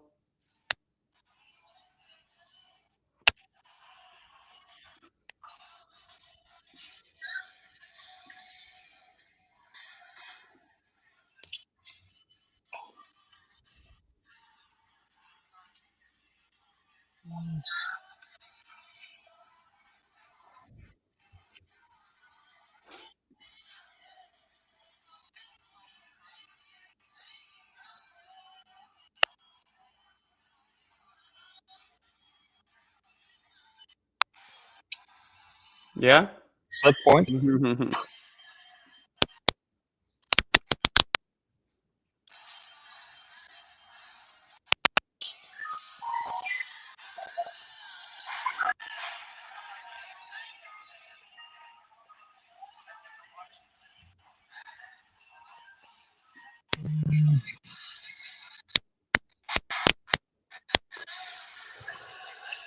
So, set point here for Eala-Tauson.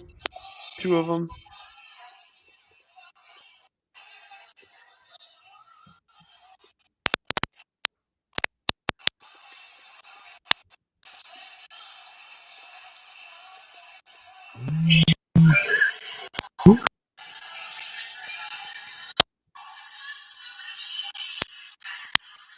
Nice. Good backhand. Yeah, yeah. And she's actually hit that better throughout the match. So, well done. Well deserved. All right, strong second set there from Clara.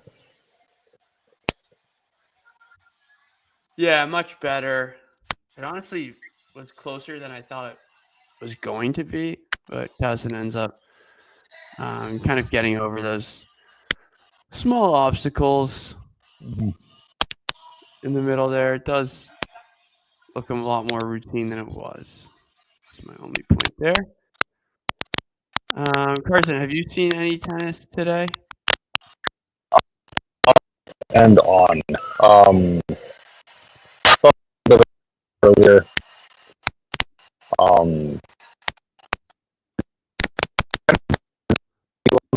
We're gonna have Parts of lots of little bit of Fritz. Just a small amount, and then she can vary some of Rabbit. Oh yeah. A little bit of everything so far. What have you seen so far? Yeah, I haven't seen too much, to be honest. Watched a little bit of the Menchik Jari. I wasn't really interested in those early matches, to be honest, but I had Jari and Menchik on. Just trying to see what Menchik's made of. I'm still trying to get a sense of him. Jari. Looking for.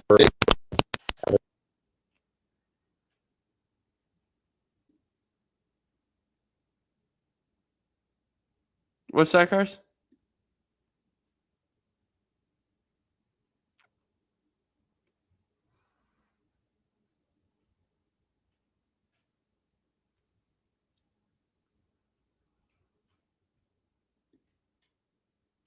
Can't hear you. Can't hear you, Cars.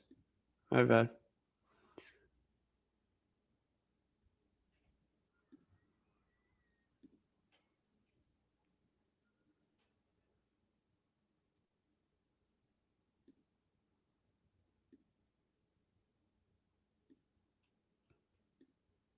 Try talking now, Cars. Can't hear you. Try talking now.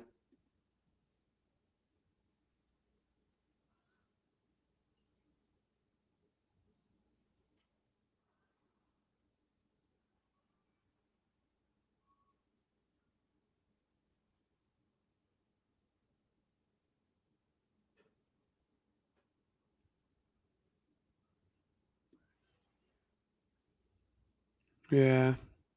Sorry, Carson. We can't hear you. All right.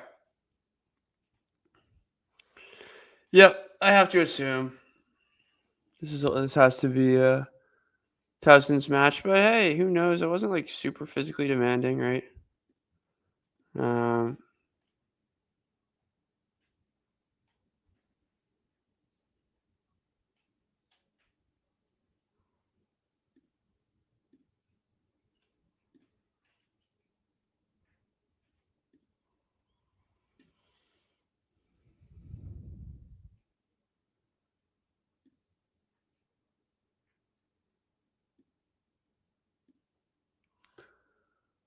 But yeah, good start. Good start for Eala so far.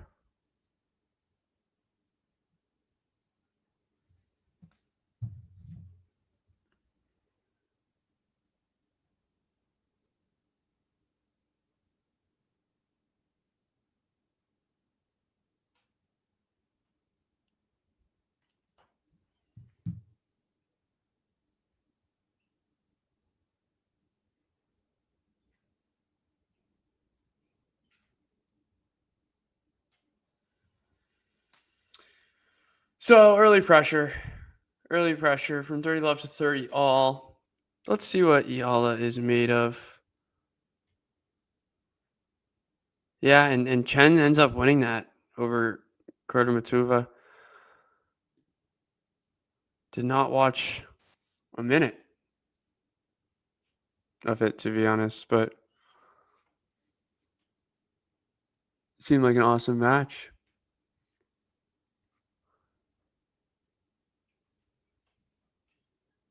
Good depth on the return from Tauson, playing the cross-court battle.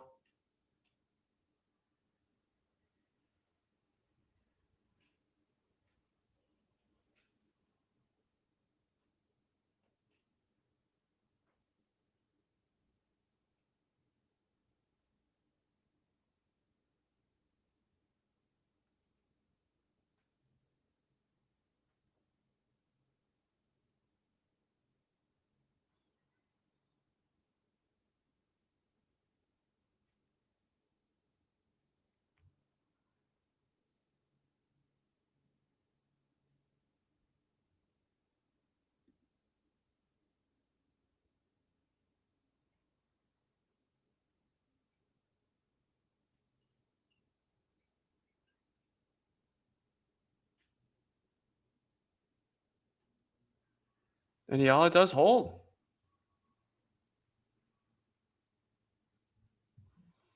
Emma very much due to meet Rybakina.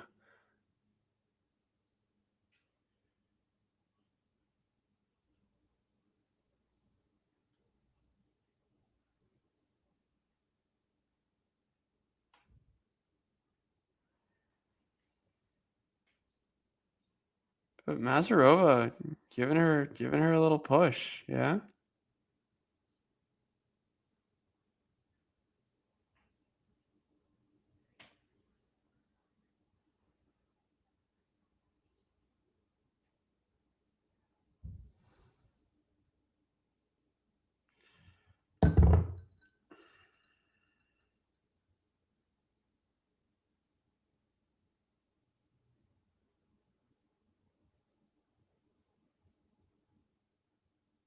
Eala is a fighter.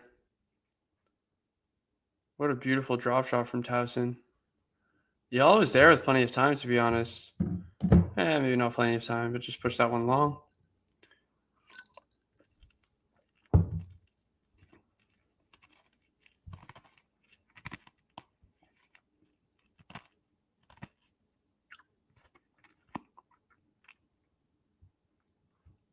Sorry, guys. Layla won. See what's going on.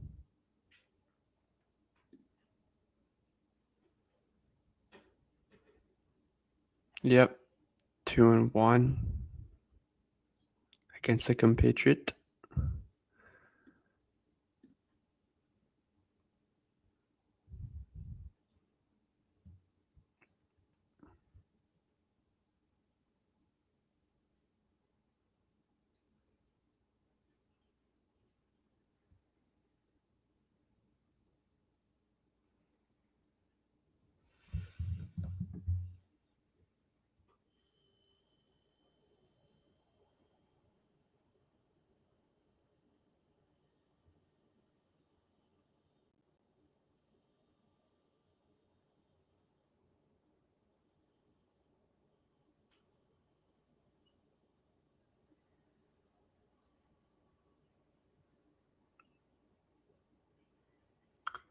And here comes Eala.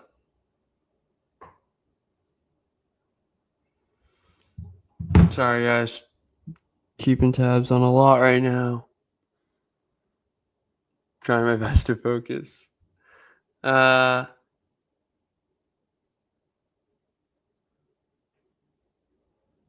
I have no clue what's going on with the Lachka situation. Just thought it would be odd that one would drop 6 games from 3 love up.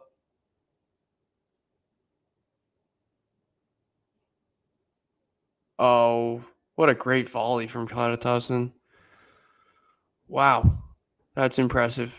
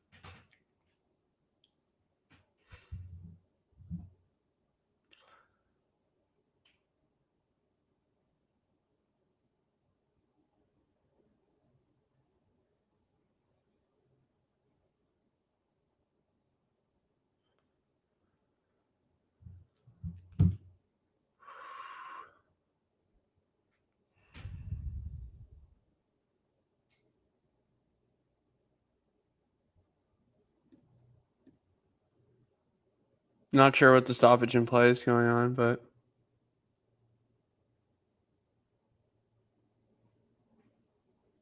Tauson takes the game with an ace.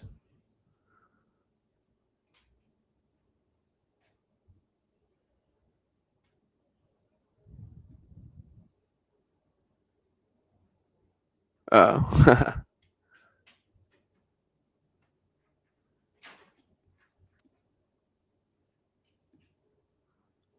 So we're on serve in the third.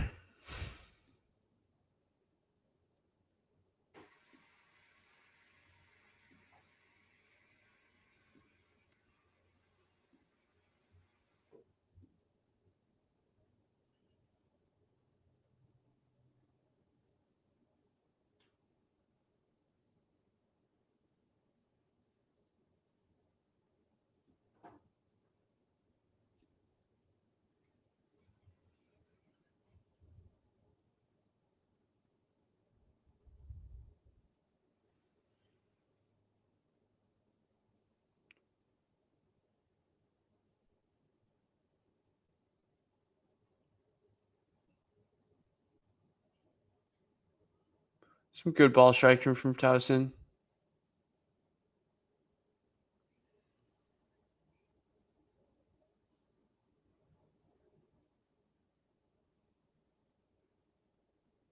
Yeah, that's a beautiful recovery. Beautiful recovery. Yeah, it's a good chip lob to at least stay in the point, and then it's an inside out forehand from Towson, followed up by a backhand down the line. It's just too good. Just too good. Eala's ceiling. I mean, like you just kind of you get a lot out of the risk reward that I feel like she plays with in terms of taking the ball super early. But she has that like in her locker, the ability to drop deeper behind the baseline, kind of dual points out. But she's aggressive natured at heart, which I feel like you wouldn't really expect. Here's Towson way inside. And then the serve, it's just like how far can you get with this serve? She does a great job like being able to recover after the first ball, but it just feels a little bit uphill and like you're not even yeah, you're starting at neutral, but like maybe even less than that. I don't know. That's the concerning part for me. So those are my thoughts. Ceiling, like I don't know, maybe make another couple of runs at some of thousands. I don't know about Grand Slams, but to be fair, like I didn't think she would really do too well in this matchup, just from a health perspective. And Towson almost, I wouldn't say she's peaking now, but she's, career year. So she's proved that she has that fighter mentality that can take her very far in that sense. Let's really see how she handles the next half an hour, right? 30 all, big point here. Trading some deep exchanges. And that backhand goes into the net for Eala. So it's going to be break point, Eala-Tauson.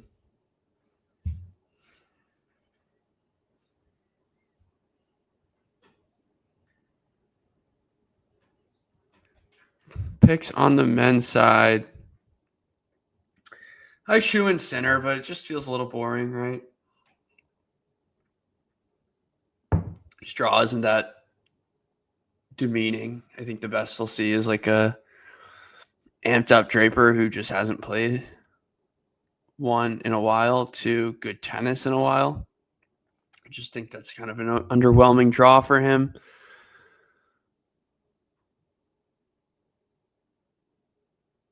Yep. Agree, Jake. I think Grass is a great service for her. And there's Towson. Like you just that's the hard part is where she's just able to sit on that. By the third set, you're just sitting on these second serves. You know exactly where they're gonna be, timing them up well. And it's fairly easy to redirect that one down the line. So Towson gets the break.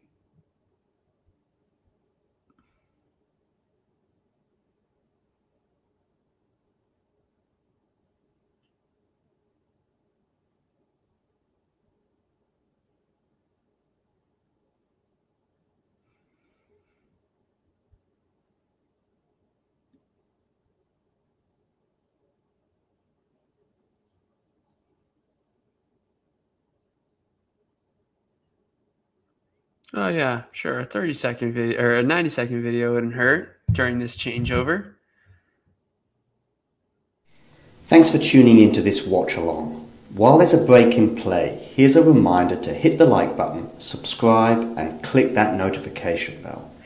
Your support helps to keep the channel going. While we're here, you can now become a member to enjoy perks including badges for the live chat, but also bonus material such as interviews with top players from both ATP and WTA tours. The membership link is pinned in the live chat. You can also follow us on Twitter, Facebook and Instagram. So whether it be serves or volleys, forehands or backhands, serve bots or drop shots, we've got you covered. Whether that be via our website, talking-tennis.com, where you can read features and interviews from our top writers. Or if you prefer us in audio form, you can subscribe to our podcast on Apple, Amazon or Spotify or wherever you get your podcasts from. Remember, we offer you wall-to-wall coverage via our regular watch-alongs, magazine shows such as Nick's WTA Weekly or Damien and Mario's ATP version. Plus, we deliver top content from people on the ground, actually at the tournaments, so you get even nearer to the action. So, what are you waiting for?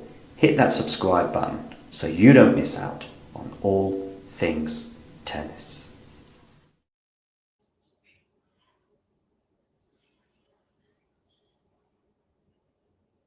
She's now going to come up against Alex Eala, and it's going to be another one of those where, you know, every match that Eala's probably played pretty much in this tournament, she's been a huge underdog in most or all of them. I mean, the Volley Nets one was her first round opponent and probably was a little under the radar at that point as a wild card, but she sort of made her mark in the Ostapenko match where she would have been the underdog. It gets, you know, the tasks get bigger and meaner, and then she comes up against Madison Keys where she was a massive underdog but managed to overcome Madison. Madison spraying a lot of unforced errors in there, and then she had the walkover over Badosa before yesterday's monumental, mammoth, seismic, I think was one word. All right, we are back here. Tauson serving at 30-15. Good battle here. Middle of the court. Oh, Eala tries a drop shot from the baseline, middle of the court. Not a lot of angle there. Barely makes it to the net. So it is 40-15.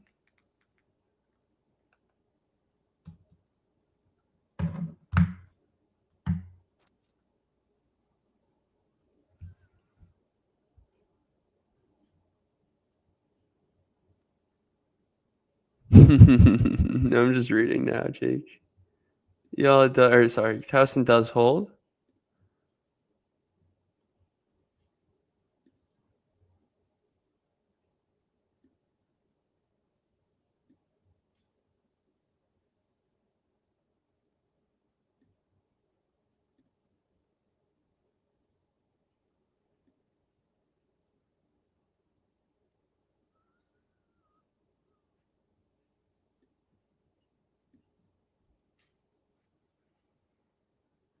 Yeah. Just goes nowhere with that approach shot. Easy pass for Tauson.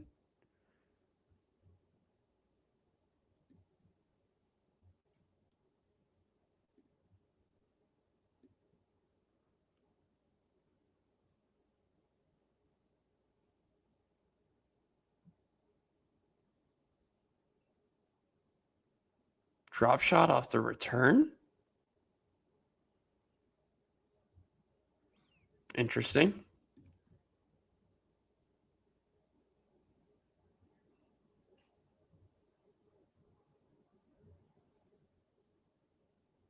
Yeah.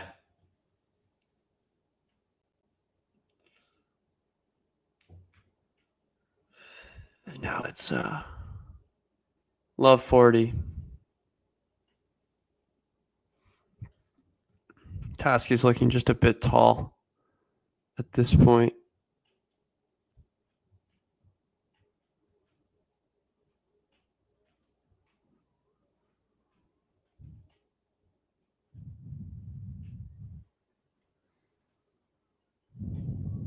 Eala does get on the board, and a match to consider that I haven't been keeping my eye on is Sabalenka Mazarova.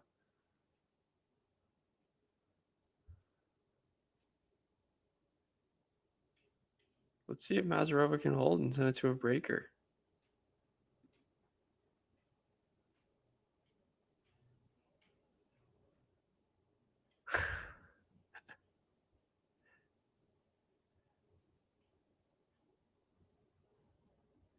So it is a double break.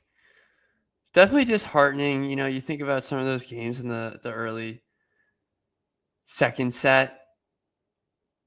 Probably a little bit frustrating. Eala got herself into some looks and was frustrating Tauson. And that's where it's just a bit tough, right? It's not necessarily running out of gas, but something that I do think I pick up on is that serving, it's just very, very predictable, and the timing is very easy because, yeah, you're looking at just like, you know, a 95-mile-an-hour like slider lefty serve for a first serve. Think about the second serve, it's more like, I haven't really been looking at the radar gun, but it's probably like 78 sliding into the backhand, you know, who with the ball striker. As like all the names we mentioned, right? Krejcikova, Iga, Towson here. Who's the other one? Van der Rosa. Like all players that are just able to pick on this opportunity. And yeah, of course, the Miami run was very cheeky and helped the courts oriented it a little bit more. But you know, Eala's ability to fight after the first ball was something that stuck out. You know, and here it's just like, yeah, maybe not as fit, right? So, thank you guys. But the Filipino crowd will not go away, and neither will Eala. That's the best part about Eala. But it is Sabalenka who gets the break in really poor fashion, to be honest. It's a overhead for Mazarova at the top of the net and hit it right at Sabalenka. Good serve there from Tauson out wide.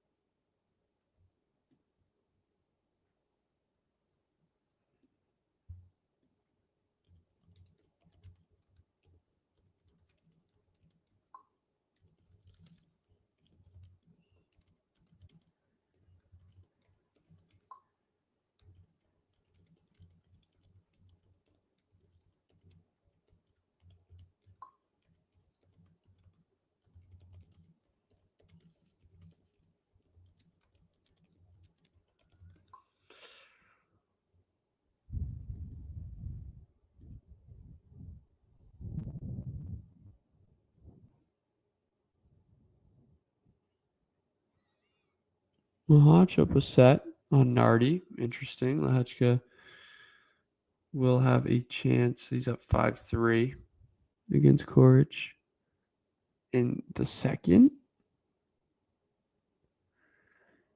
Katie McNally up an early break against Jill Teichman. As we mentioned, Sabalenka does steal the set. 7-5. 30 all here for Towson.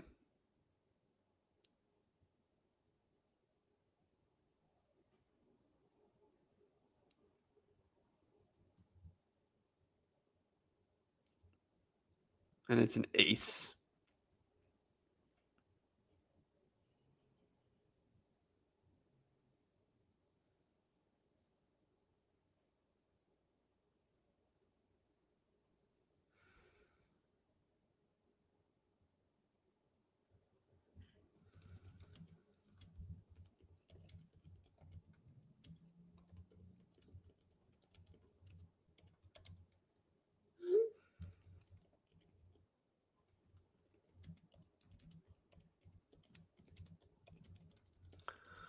So Towson does get the hold.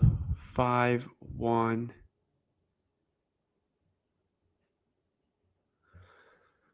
just about it.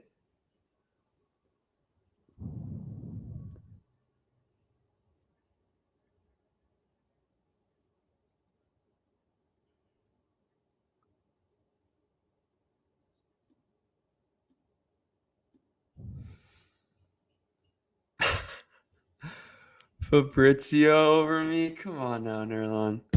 That's how we're ending today. It's all right. It's all right.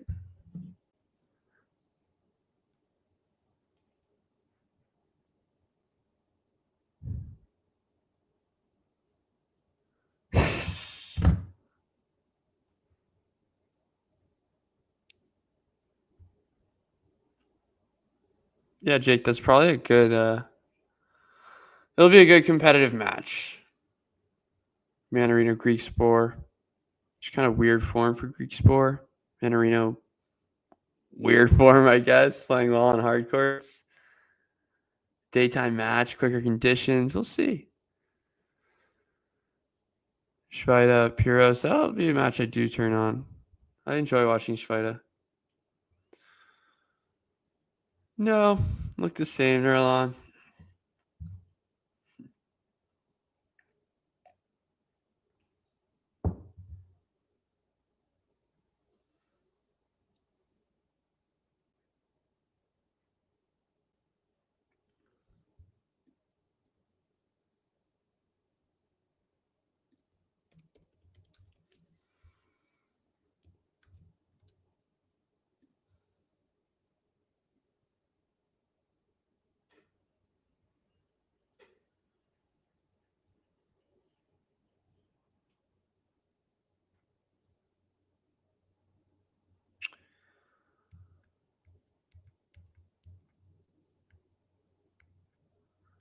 Y'all looking to get one more hold at least.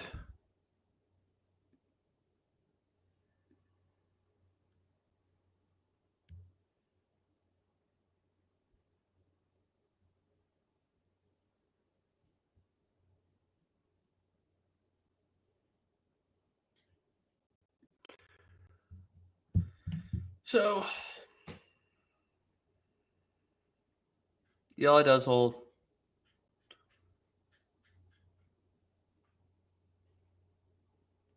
Nazarov with break points all over the place here to start the second set. Mazarazova, my bad.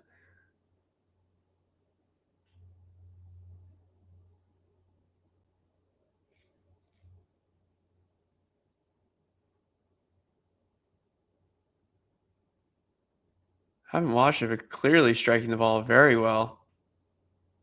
She got that far. Oh, misses that approach there.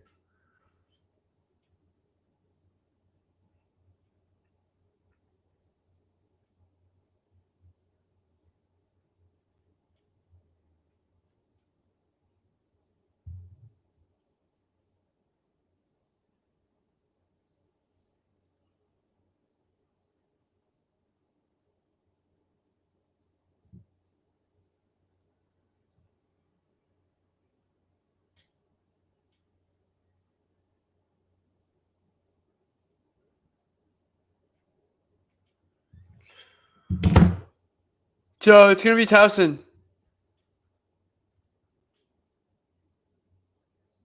serving for the match.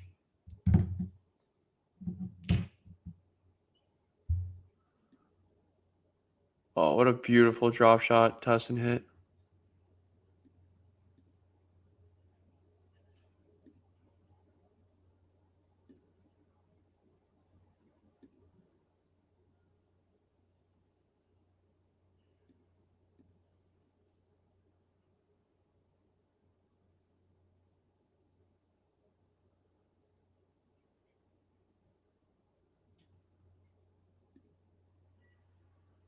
Pass.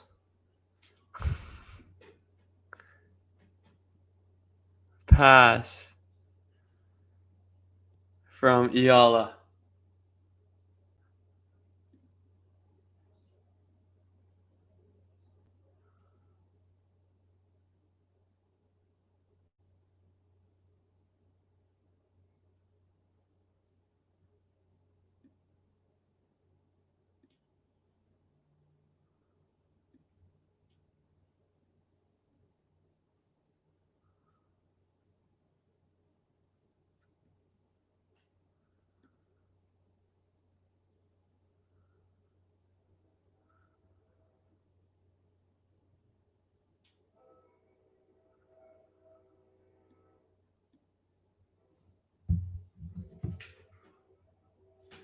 All right, y'all are not going away.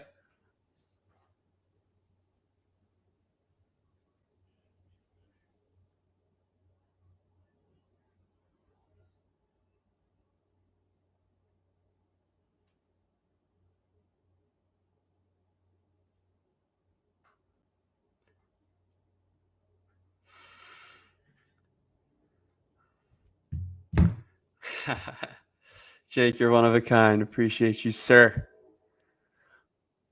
I do hope you enjoyed your meal, despite how expensive it might have been. But hey, we're all just trying to live and enjoy. Sunday with sports. Blessed for me. 30 y'all.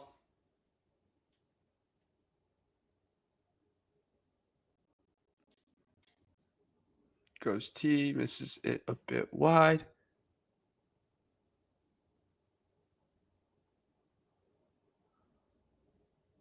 And it's a double fault. So, not so fast.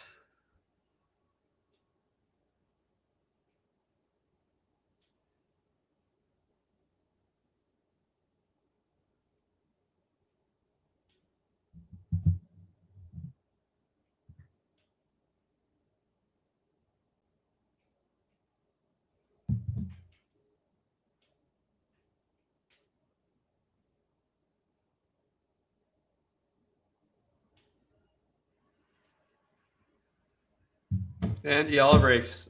If you need another twist in the match, Eala has life.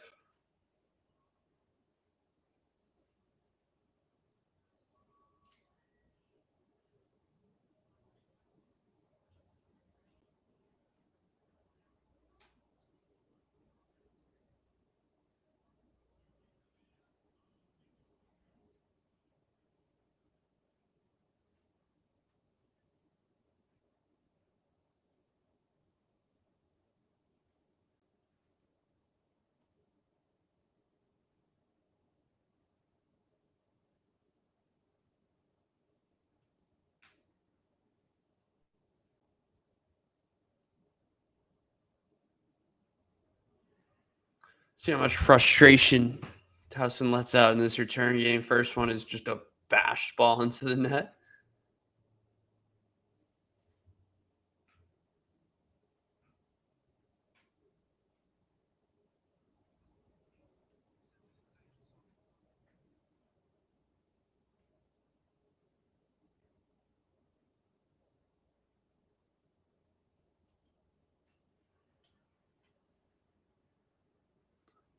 Crowd is still going crazy.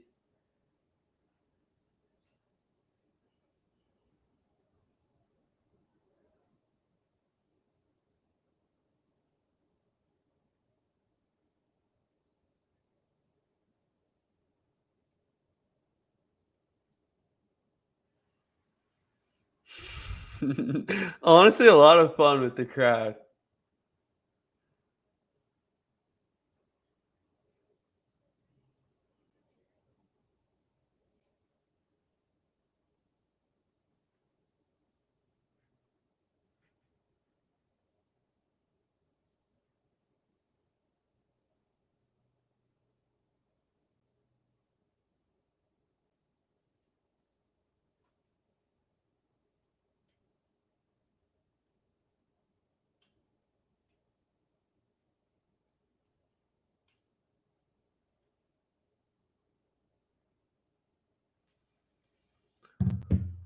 So 40-15. Eala set herself up to give herself one last life. Once again, like this is the MO of Alexandra Eala. The fighter's mentality, the spirit. There's no giving up for her.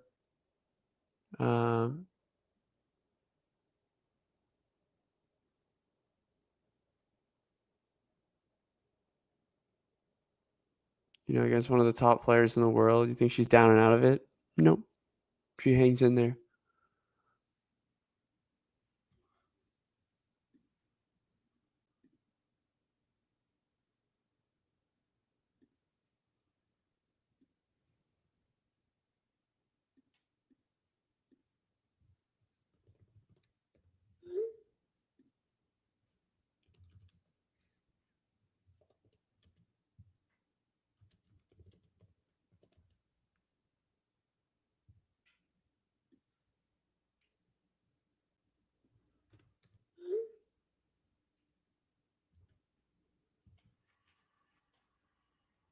She holds.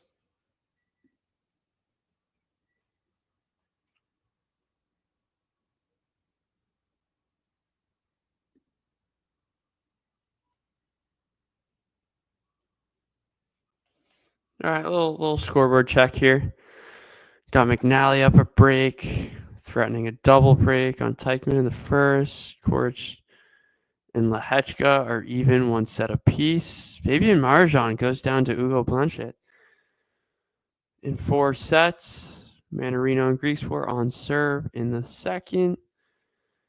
Sviziri and Dostanic on serve in the third. Sviziri up 2 sets to love. And Shvida and Piros have been trading breaks, looking to trade another. In that case, would make them even at 3 games, all in the first set. Sabalenka, it's been tight. Probably tighter than she expected. Mazarova has had looks, opportunities, but hasn't converted.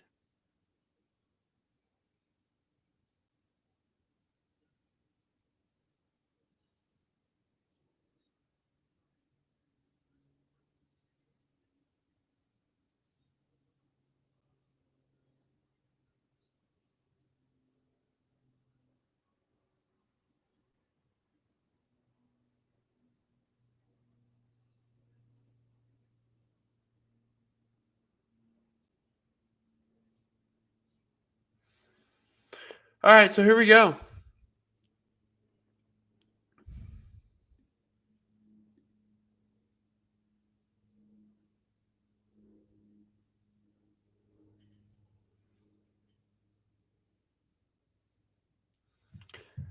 Tauson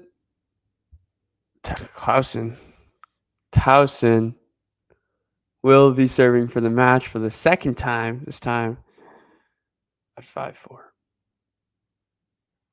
It's a double fault. Can't believe it. Yelling to her box.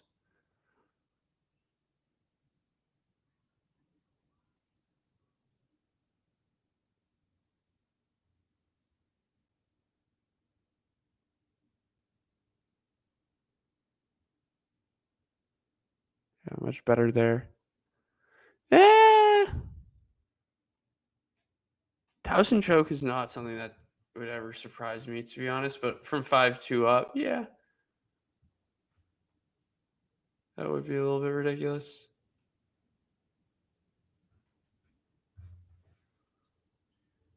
Good serve. +1 is a drop shot. That's pretty impressive. Well done from Eala.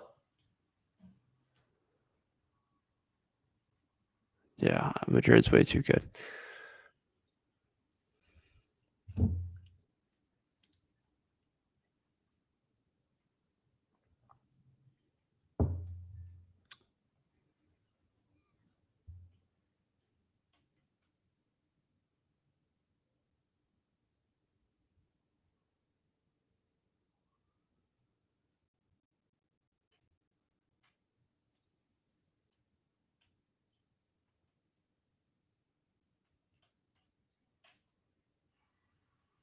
Wow.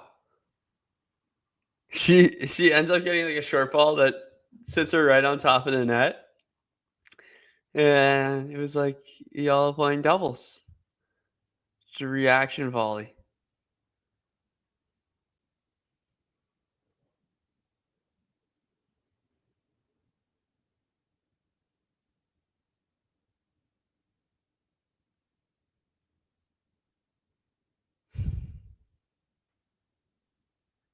Oh, to see if she reached over the net? I don't think so.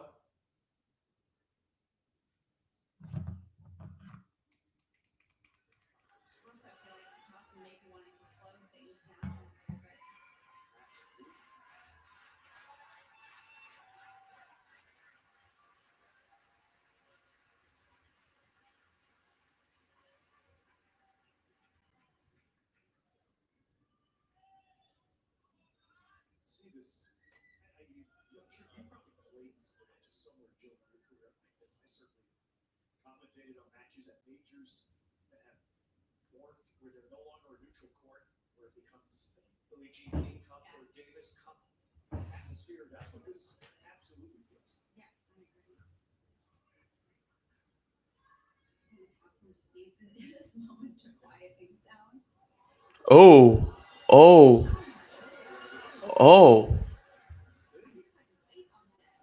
oh my gosh.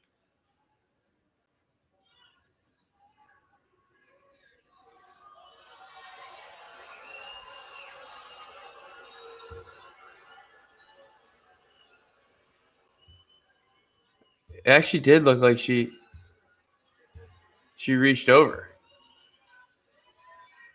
Has he made a call yet? She's complaining, so it does seem like it did go. Point did go to Eala.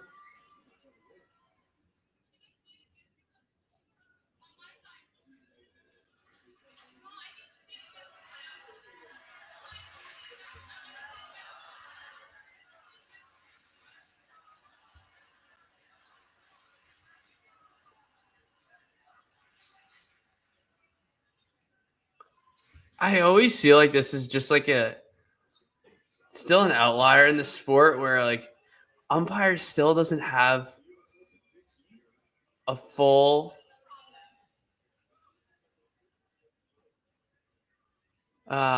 control over the match, and I think that's difficult about tennis because like players can just be like, yeah, bring out the supervisor, I won't play, and that's a bit ridiculous to me.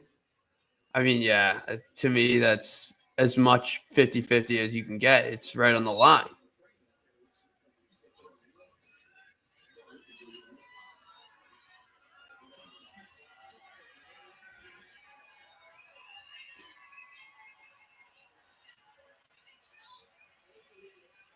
Yeah, I don't. Tauson can't believe it. Well, the opinion is clearly that. Sorry, Tauson is asking the umpire, "What's your opinion?" Well, given that he gave the point to Eala, I would have to assume that his opinion is that it was on her side, not Tauson's side. I'm just confused why she's asking her opinion.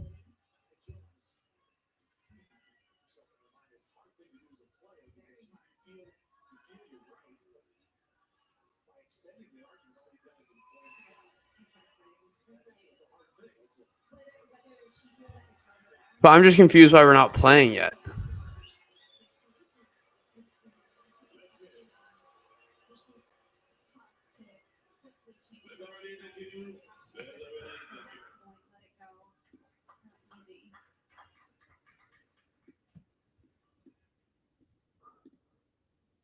Yeah. Racket smashing coming.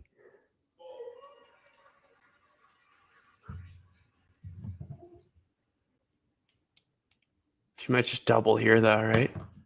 She does.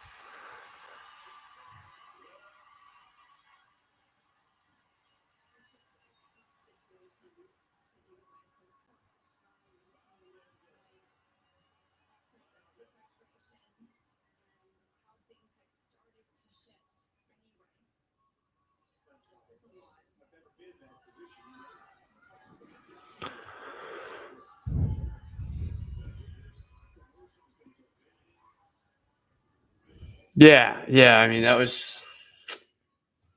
I just don't understand why, like.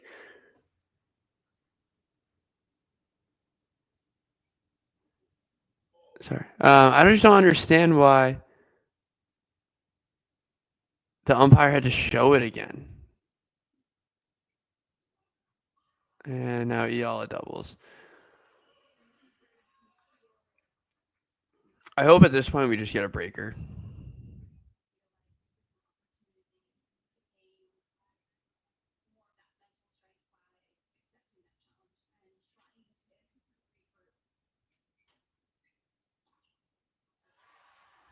Tauson's just so pissed off.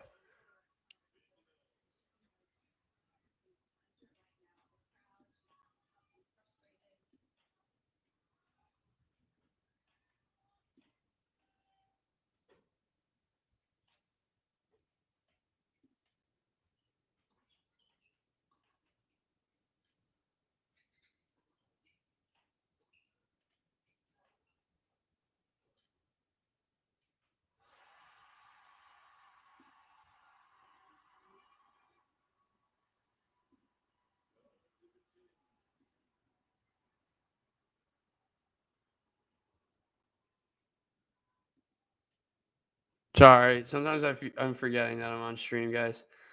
I'm watching a few matches. So yeah, another good job there from Eala, just kind of picking on the low slice, making Towson have to go deep and get it. Here's a net core that she handles beautifully. Back to neutral, and Towson unravels. Can't believe it. So it's 40-15. And this is kind of what, like, once again, the theme for me that I've been talking about with Towson, just very, very negative. Very mopey.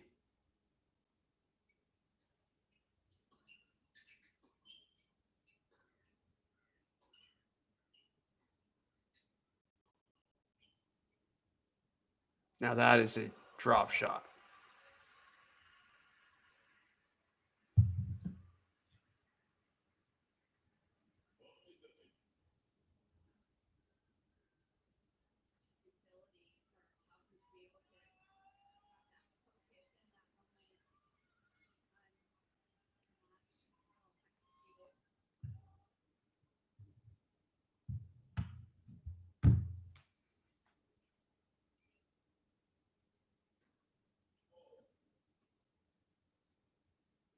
Yeah, but I think she hit that drop shot not really because she wanted to. She's just like, ugh. I don't know what to say.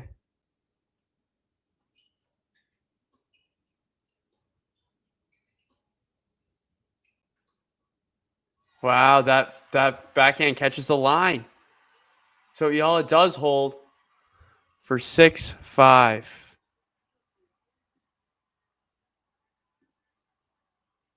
From 2-5 down.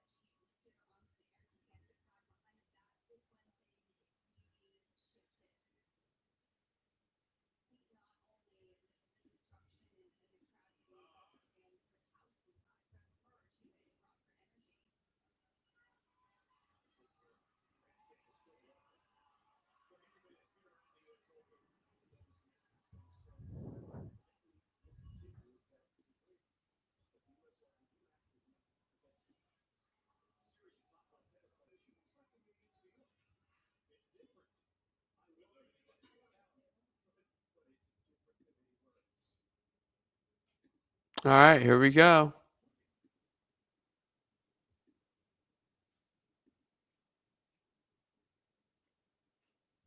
Let's see what Eala has got. And it's a double fault to start for Towson.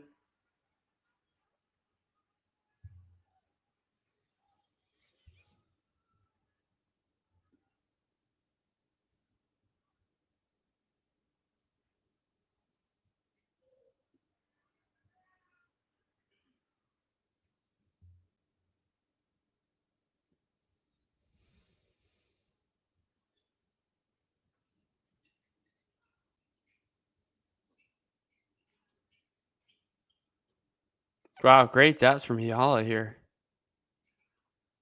Oh, and she goes huge on the backhand down the line. It's the tie part of the net.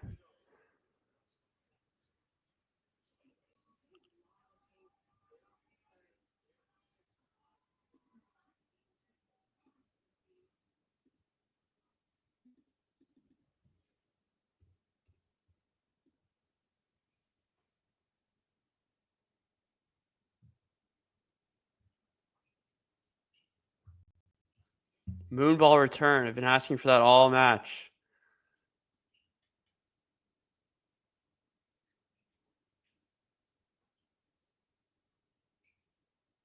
See the wind really having an impact, honestly.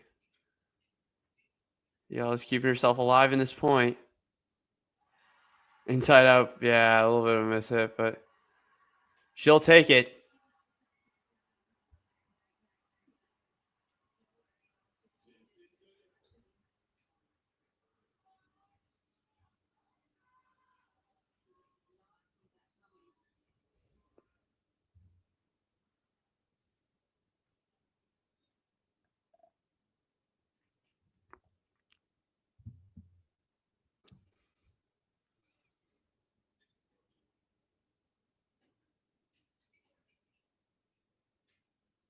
Yeah, you can really see the wind now.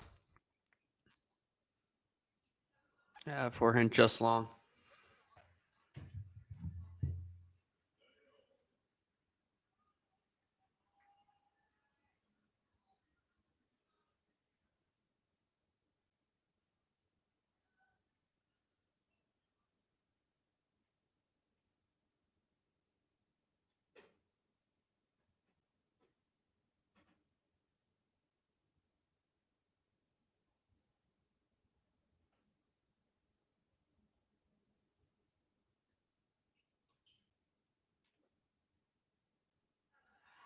All right. Match point. Here we go. Here we go. From 5-1 down.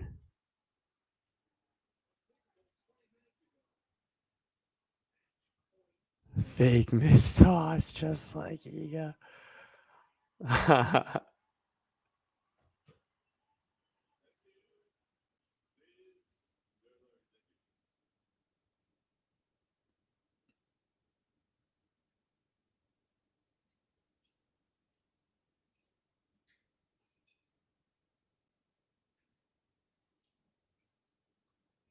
Backhand exchange, backhand. Good forehand there from Eala. Beautiful, beautiful. Backhand down the line from Tauson to save match point.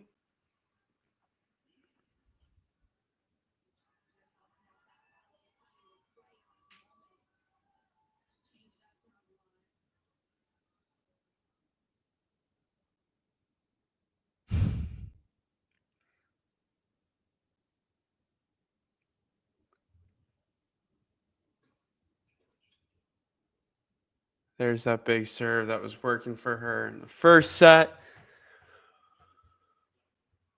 Good one down the tee.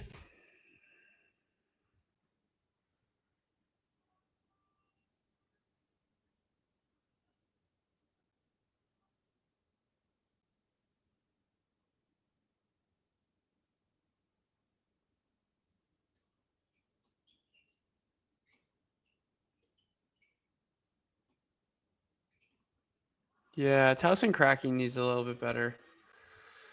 So 3 points in a row there for Towson. A little bit of momentum, I guess, going into the breaker, but nonetheless, from 5-1 down, Alex Eala fights all the way back to see a match point.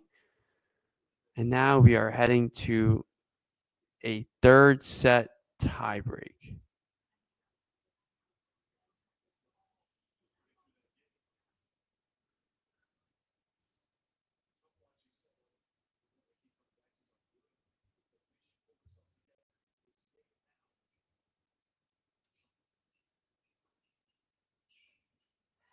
Beautiful backhand there.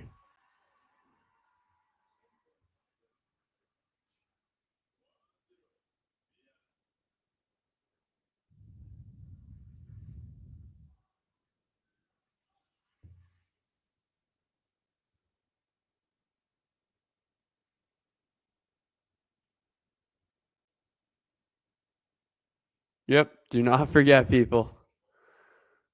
I am already ready for the screams, whoever gets to 7 first.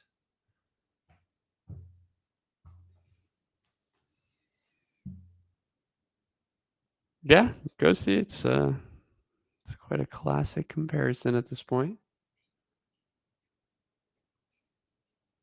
Yeah, that's just too good. Kind of waiting there.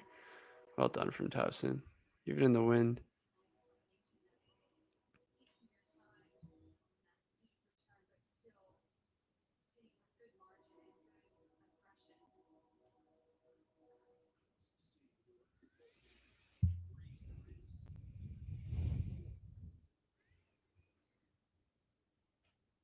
7 breaks of serve in the Sveta Piro's first set.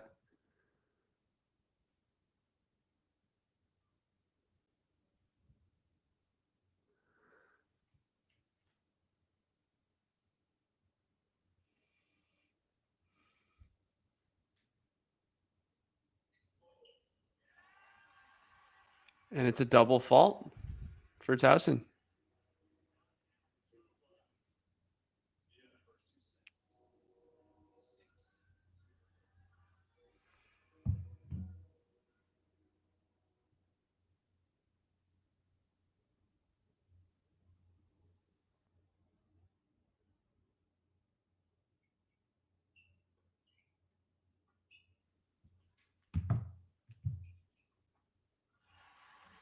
Eala beautifully takes that backhand cross court.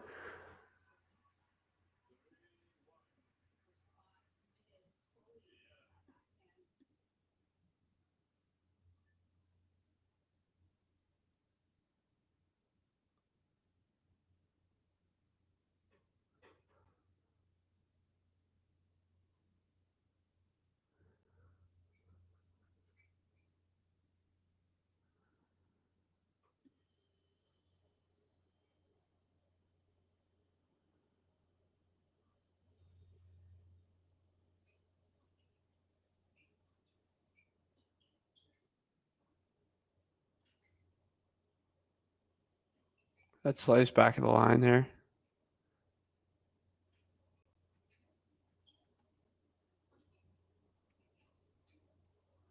There, Eala jumps a little bit much. Fella. Forehand. Well, Zach got away with this one. 5-1 down, Alex Eala. Probably half an hour ago? I don't know. And now we are in a deciding breaker. Remember, it is to 10 points, so do not freak out when someone gets to 7. We know the crowd will.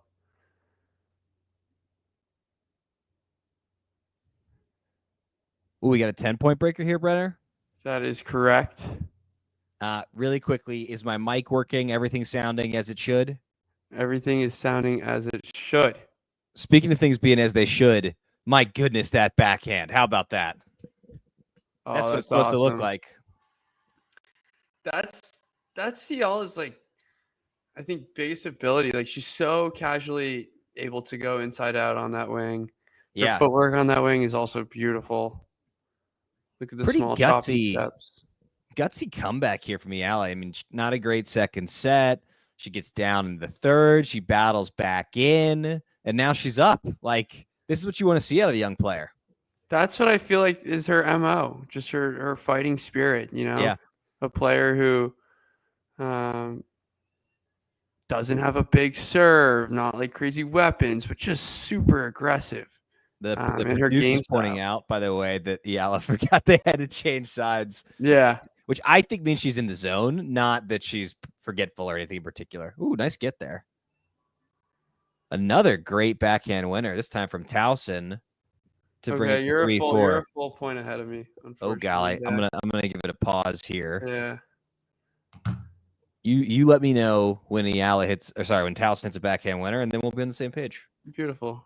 And hello to the chat. Hello, Ghost of Garolitis. Hello, Ashley. What is Eala's rating? I think he just hit it. Just hit it, and now we're in sync. Isn't that great? Beautiful. Brenner, looks like I missed a pretty good match here. Well, I mean, the second set, there's a little bit of a spell for Eala. Yeah. Where the first 3, 4, 5 games were tight, and Eala kind of just bailed out a bit, and then we saw, I think, 9 of 12 games go in the direction of Tauson, and then from 5-1, so just flipped. I recognize in all likelihood we've got a relatively pro Eala crowd for any number of reasons. I will say, as she's an all-world talent, but a 68-mile-an-hour serve ain't getting it done at the major. There's club-level players hitting serves like that. Yeah.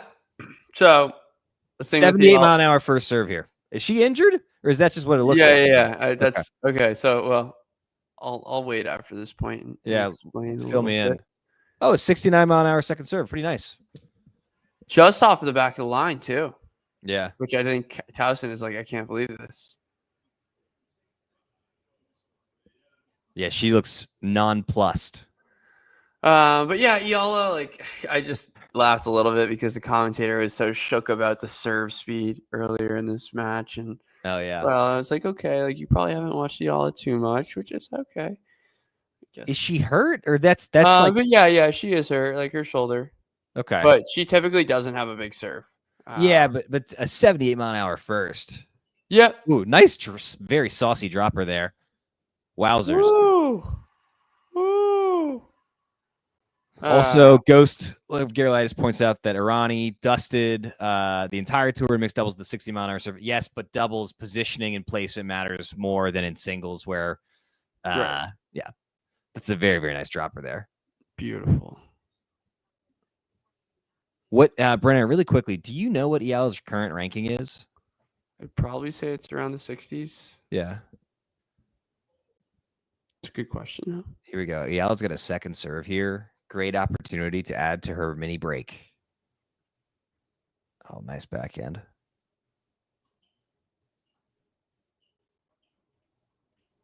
Great rally here. That backhand from Eala does it again. Wow. Does it again. Like, she does a really good job inching her way Yeah. up the court and gets a ball she likes and just attacks it.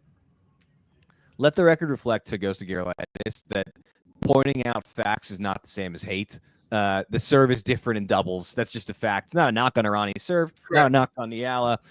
Davies, I wonder what I missed that made him say that he believes that Clara Tauson is a secret talking tennis subscriber based on the last 15 minutes.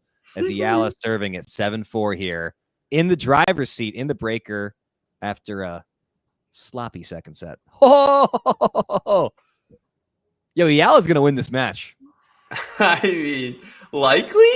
Yeah, it is 8-4, and she's serving. Likely? I don't think the serve means anything personally. Yeah, But yeah. It's almost like a clay court match. And that, like, is it actually better to be serving, or is it almost better to return? Right. Yep, another change of ends. That's correct. It's funny watching the pro players like in match routine. Like she has like a bite of banana, has a little nibble on the goo, and like, you know, there potentially are 2 more points in this match, right? It just shows like how regimented these guys, these folks are. They're not like us, folks, and we're lucky for it. There's truth to that statement. Yeah, yeah. Oh, she's tired, man. Just bounced the ball off her foot. In some ways, they are just like us. In that moment, we can all relate.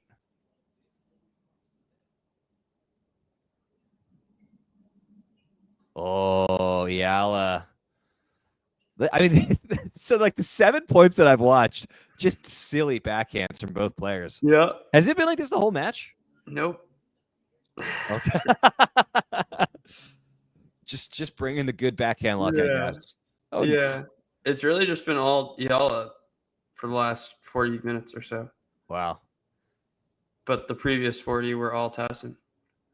But that's why we love this sport. Oh, wow. That's a gutsy shot attempt there from Eala, but one that she's obviously going to wish that she had back.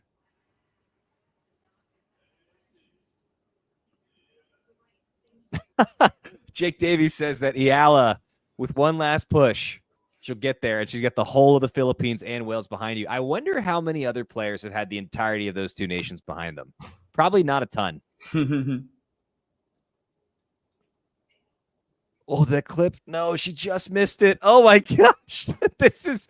All right, so since saying she's going to win this match, Tauson has won all of the points, and now Eala's serving at 8-7. Zach, for drama perspectives, you're still 3 seconds ahead. Would you mind? Yes, I'm just going to pause it for 3 then. 1, 2, 3. Plus. Brenner, why don't you go ahead and call this point? Yeah. That helps. That helps. First serve is good. Good slider. Back to the middle of the court. Nice little exchange again in the middle. Good depth from Tauson there. Cross-court forehand. She's going to take this out of the air. Running volley. And that is good off the line. So from 4-8 down, back to 8-all. Wow. That forehand hasn't hit like a lot of angled forehands. That one had a little bit more shape to it. The Bounced swinging off. volley winner down 7-8 in the third set tiebreaker. That's swagged out. Yeah. 8-all. Probably one of the best scorers in tennis in the breaker. Oh my goodness. Eala fearless. Wow. Rips a forehand. The whole match has not been like this? I'm going to say the whole match has been like this. 2.5 hours of nonstop action has brought us to this moment. Eala has match point number 2. Didn't see when she had match point number 1. Pre-breaker, I'm guessing. Yes. The hope of nations on her shoulders. 6. Equally so, the Philippines and Wales. Let's see what Eala does. Great depth from Tauson. Yeah. I mean, oh, again? wow. The depth is too much. The depth is too much. Line? Yep. I mean, one on the line and one right before it about a foot away. Oh. Tauson is not going gently into the night here in the Big Apple. Wow. Tauson really just stole that point the way that Eric Adams is stealing from the residents of New York City. Just a little corruption joke there. I don't think the audience cares. We got a bunch of people in the Philippines and Wales. They don't care about Eric Adams. I can make that joke, right? As we are at 9-all with Tauson serving. And if you've been watching for the past 2 hours and 32 minutes without subscribing, I don't know what to tell you. Just go ahead and do it. We're going to keep bringing it up. Second serve here from Tauson. As Ghosty calls her the not-so-great Dane, although she's playing pretty great right now. Oh, and no, she's not. In the net. Eala with match point number 3, Brenner. Is she getting it done? Can she do it?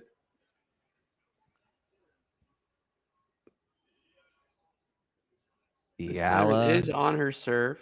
Was it on her serve last time? I believe it was. Taking her time. Getting up to the line. Not so bold prediction, but she is going to be so aggressive in this point. Let's see what she does. First serve. Slider out wide. Nice backhand return. Goes cross court. Up the line. And Tauson gets it. And oh my goodness. That is such a gutsy backhand. Wow. It's always that mix of like, okay, I don't want to be here. Like, I just want this to be over no matter what. And that was one of those shots where it's like, okay, I'm set up for a backhand down the line. I'm just going to go for it. A real this point ends now shot. Let's see if Eala can get herself another match point. With a big forehand there. She appears to have... That's right on the border of a forced versus unforced error to me for Tauson. Like, yes, she should make that as a professional tennis player, but that is a tough ball on the run. Yep. You know, not a lot of time. Eala really forcing the action. A wise man said she's going to be very aggressive, and I believe was correct. Yeah, well, given the last 4 backhands Tauson's hit, they're all very, very clean. They're all very deep. That time, just switch the lines. Wasn't like a hyper aggressive shot down the line, but getting Tauson on the move to her right. 2 shots she's missed into the net already. Unbelievable backhand return there. Inside out forehand from Eala. In control at this point. Great depth from both players. And Eala in the net. And it's 11-all. It's 11-all in the breaker. Oh my God. Tauson did a good job handling those too. It's moments like this where I'm reminded why I don't gamble, because I'm all nerves. I have money on the line. You know. Literally. Literally. I mean, once again, you two are what? It was 8-4.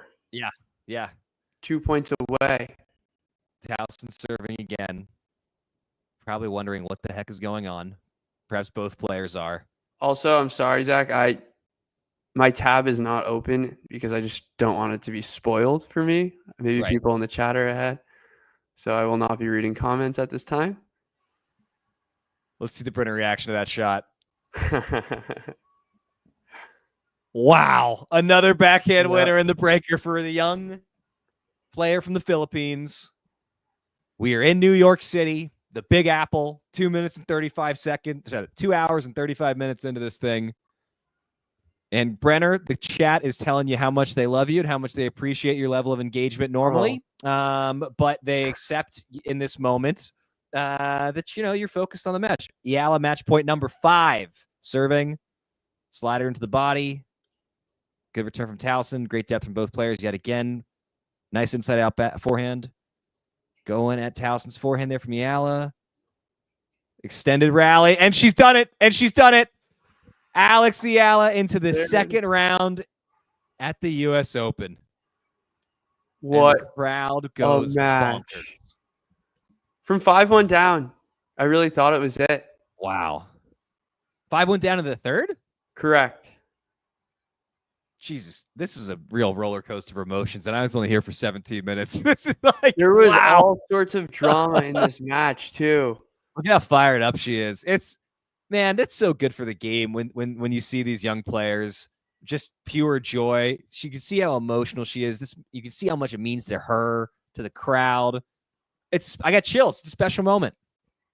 So special. All right, so I'm being told that we're going to need to do a post-match debrief, and I don't think that we need to. We get to. And so, Brenner, obviously you watched most of the match, so going to have some cues for you. And in the chat, would love for y'all to join in, like, hey, let's talk about some stuff. Let's see how far can Eala go. Let's talk about what she needs to do between now and the next round. Let's talk about Tauson. Look, from what I saw, Tauson did not play a bad match. She just ran into an absolute buzzsaw in Alex Eala. Yeah, I feel like it was almost like a 3 or even 4-part match. Yeah. The start, both players are playing well. Tauson had 7 aces in the first set, and you're thinking, okay, wow, that's a lot. She only won 3 games in the first set.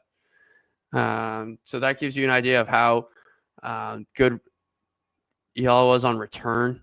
Neutral ball rallies. Yeah. And I thought like her variety was a lot better in that first set. Come the second set, I think she kind of got maybe pulled into playing like the more baseline heavy exchanges. And it seemed like she was just fading a bit mentally as well. Decision making wasn't as good.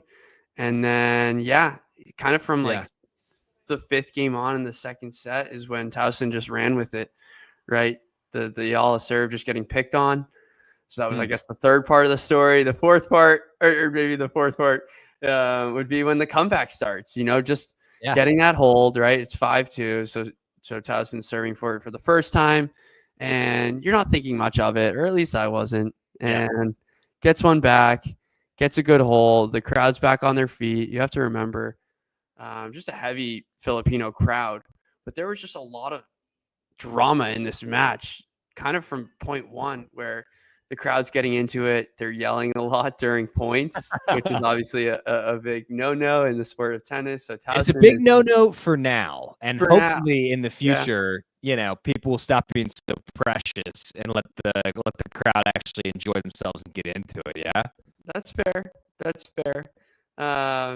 But yeah, Tauson was pissed off from the start, to be honest, going up to the chair asking, can you tell them to stop?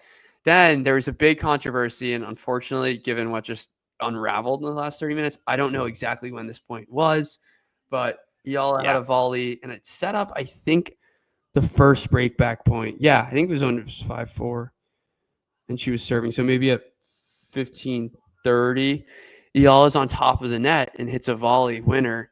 And think about the net and her racket being so close. And Tauson's like, oh, it was on my side. Look at it. They go to the review. It ends up being on Eala's side. Point stands. Tauson's still frustrated. Show it to me again. Explain to me how you see this. No explanation. Does look at it again. 5-all. And then, she saw it right before you joined, Zach. She even saw a match point at 30-40 with Tauson serving to stay in the match. Ends up going to the breaker, and there it just felt like a whole new match. Like the amount of aggression was back. It felt almost like the first set again, where players, they seemed fairly fresh, right? Yeah, There wasn't like a huge amount of fatigue, but I thought Eala did a good job switching lines. Like she was the one being a little bit more courageous, and it ended up paying off in the end. Absolutely. Brenner, would you say that when the final point was played and Eala won 13-11 that you were in a state of shock? I would 100% say that I was in a state of shock. I really, I was almost, I was switched off come 5-1. I'm like, yeah, we got the same story with Eala playing top ranked players, even back to, I think we were on the same stream when she played Iga in Madrid. I might be making up Madrid, but I think it was because it was on clay. And, Eala wins the first set and then fades. Yeah. Then you go again at Wimbledon, plays Krejcikova, wins the first set, fades. Plays Marketa Vondrousova, wins the first set, fades. There's one other player that I'm missing who was a top player where she won the first set and faded. Is it a stamina thing, or is it a pressure thing, or nerves, or what's like? So this is a huge moment in Eala's career. But you're right. I mean, she's really, really struggled in this exact scenario against top 25 players before. What's the why previously, and then what was different today, Brenner? For sure, I think Eala's game, her style is like it's unique in a sense, from the serve all the way to like maybe even the net play. Like there's just not a lot of consistency with it, and I think that makes it hard, right? She's willing to take the ball so early, and she's also willing to just drop, a meter, 2 meters, 3 meters behind the baseline and play deep in the rallies. And I think that like takes a little bit of time to get accustomed to. Where she does get hurt is, I think, the serve, as we talked about. As the match progresses, you really start to time it up, right? And a second serve is going to come in at 70 miles an hour. You can kind of plan ahead, right? I'm going to take this backhand inside in. I'm going to take this backhand down the line, whatever it may be. And I think that puts the pressure on her. So she's just not able to react as well as she would in the first set when players aren't really sure what they're getting. So I think that's what hurts her. But there, I think she just flipped a switch, right? Not only was it momentum, crowd support, a little bit more doubt in Tauson's mind, but just her ability to say, forget it all. I made it this far, and let me go back to playing, my brand of tennis. Yeah. I look, a thing that's going to serve her well is she's clearly a fast starter, right? And a lot of the stuff that you're describing, she's showing that she's learning that she can continue to improve. But it's easier to start as a fast starter than to be the comeback kid, right? And so I hope in her development we see more straight set wins. I think that there's this tendency to go 3 and make it a little bit tougher. Maybe it's just a little bit of letting off the gas. Maybe it's just good adjustments made by her opponents. But if she can figure out how to keep that first set energy going into set 2, she's got a bright future. A lot is made of her forehand because she was trained at Nadal Academy. It's a very heavy topspin forehand, and she's a lefty, right? So the comparison is like, does she have the WTA equivalent of a Nadal forehand? To me, I don't think that's a great comp. I wonder if you see this. Do you see shades of Iga Swiatek's forehand in Eala, or am I talking crazy? Yeah, I don't mind it. I'm trying to like warp my mind to see like the flattening out of the forehand 100%. Yeah. 100%. Because you think about like the lefties game, the Leilas, like they kind of reach and hook the ball. Yeah. The lefty forehand, the spin kind of just like hooks with it. It's so deadly from the middle of the court when you do get like a high sitting ball and she flattens it out, right? And it's always deep. Yeah. It's always deep. And I think that's so hard to handle. I actually have a lot of praise for the backhand, but more importantly, the footwork that goes with it. I think if you were to watch that, like if you watch her play, that's something that stands out to me. It's just her footwork, her movement ability. And just go ahead. That's actually part of why I made the Iga comparison, because Iga gets so low on her forehand and she got the heavy topspin, and I see Eala doing the same thing. But you're right, like it's even more visible how low she gets on the backhand, and that footwork, it is all world. She just look, she just has to add some pop to her serve if she's going to be a top 20 player consistently. Like, Right. and it's doable. It's obviously more difficult if you got shoulder troubles, which she appears to have right now. Do you have any additional insights on what's going on with Eala's shoulder? Is it tendonitis? Is it a small tear? Like, what is the thing that is hindering her right now? I can look a little bit deeper into it, Zach, as we discuss this for the next 4 or 5 minutes. What I can tell you, 45 minutes, hopefully, is that she really hasn't played much. You think about Wimbledon, 1 match, Montreal, 1 match, and now she's here. So 2 matches in the last 2 months. Yeah. I can look a little bit more into it as we speak. But yeah, I mean, you're not wrong. Like, it's just, you're not going to get very far. She's shown that she can do it, but so the producer has put in the chat and is now on the screen covering up my beautiful face that Alex Eala has withdrawn from next week's Cincinnati Open with a shoulder injury, as well as the Abierto GMP Seguros in Monterrey, Mexico later in the month. That is obviously older, and so the injury is unspecified, but clearly it is an ongoing thing. You see the bandage, whatever. The stuff they're putting on the players for like treating nagging injuries, I just don't know what it is. It looks very flimsy, but I assume that it works, and some very smart people have spent time and energy figuring this out. The producer's also pointing out that the injury seemed to wear on her in her loss to Vondrasova in Canada. And Ghosty's making fun of the Winston Open, which we'll come back to once we wrap up with this, because I did make a pit stop in Winston, and I got to see a bit of Stefano Tsitsipas, and he looked terrible. He looked even worse in practice than he did in this match, by the way. But that's for a later date. Brenner, are there any matches today remaining that you are particularly looking forward to? Let's see. I can look quickly. Unfortunately, I do have to run though. Okay. Zach. I mean, honestly, Lerner Tien, Djokovic, like, that's something I'm looking forward to. I don't really know. Like, we don't get to see Djokovic play really much anymore. So yeah, I'm looking forward to it. And I think that I guess there's a new little partnership between Lerner Tien and his coach. So just looking forward to see how that unravels. What a great segue. Later on this evening, the John Silk and I will be commentating on the Lerner Tien Novak Djokovic match. It is the match that I am the most excited for as well. I just can't wait to see it. Look, I love Novak Djokovic. I think he has one more in him. I don't think that it's going to be this one. I think his best shot's going to be in Australia. However, after saying that I think he's still got one more great run, one more big title, I think that anybody saying this is going to be easy for him has not been watching Lerner Tien. The young lefty can play. This is an absolutely brutal round 1 draw for Djokovic. And I got to say, I think he's on upset alert. Lerner Tien is a stud. There's like 3 teenagers in the top 100, and he's one of them. Anyway, with that, Brenner, you got to go. Thank you, everyone. Later. To this crowd, say thank you to Brenner. He crushed it. Brenner, have a good one. Thank you, sir. Thank you. Thanks for joining. A lot of fun, Zach. America. Enjoy tonight. That will do. Bye. Bye.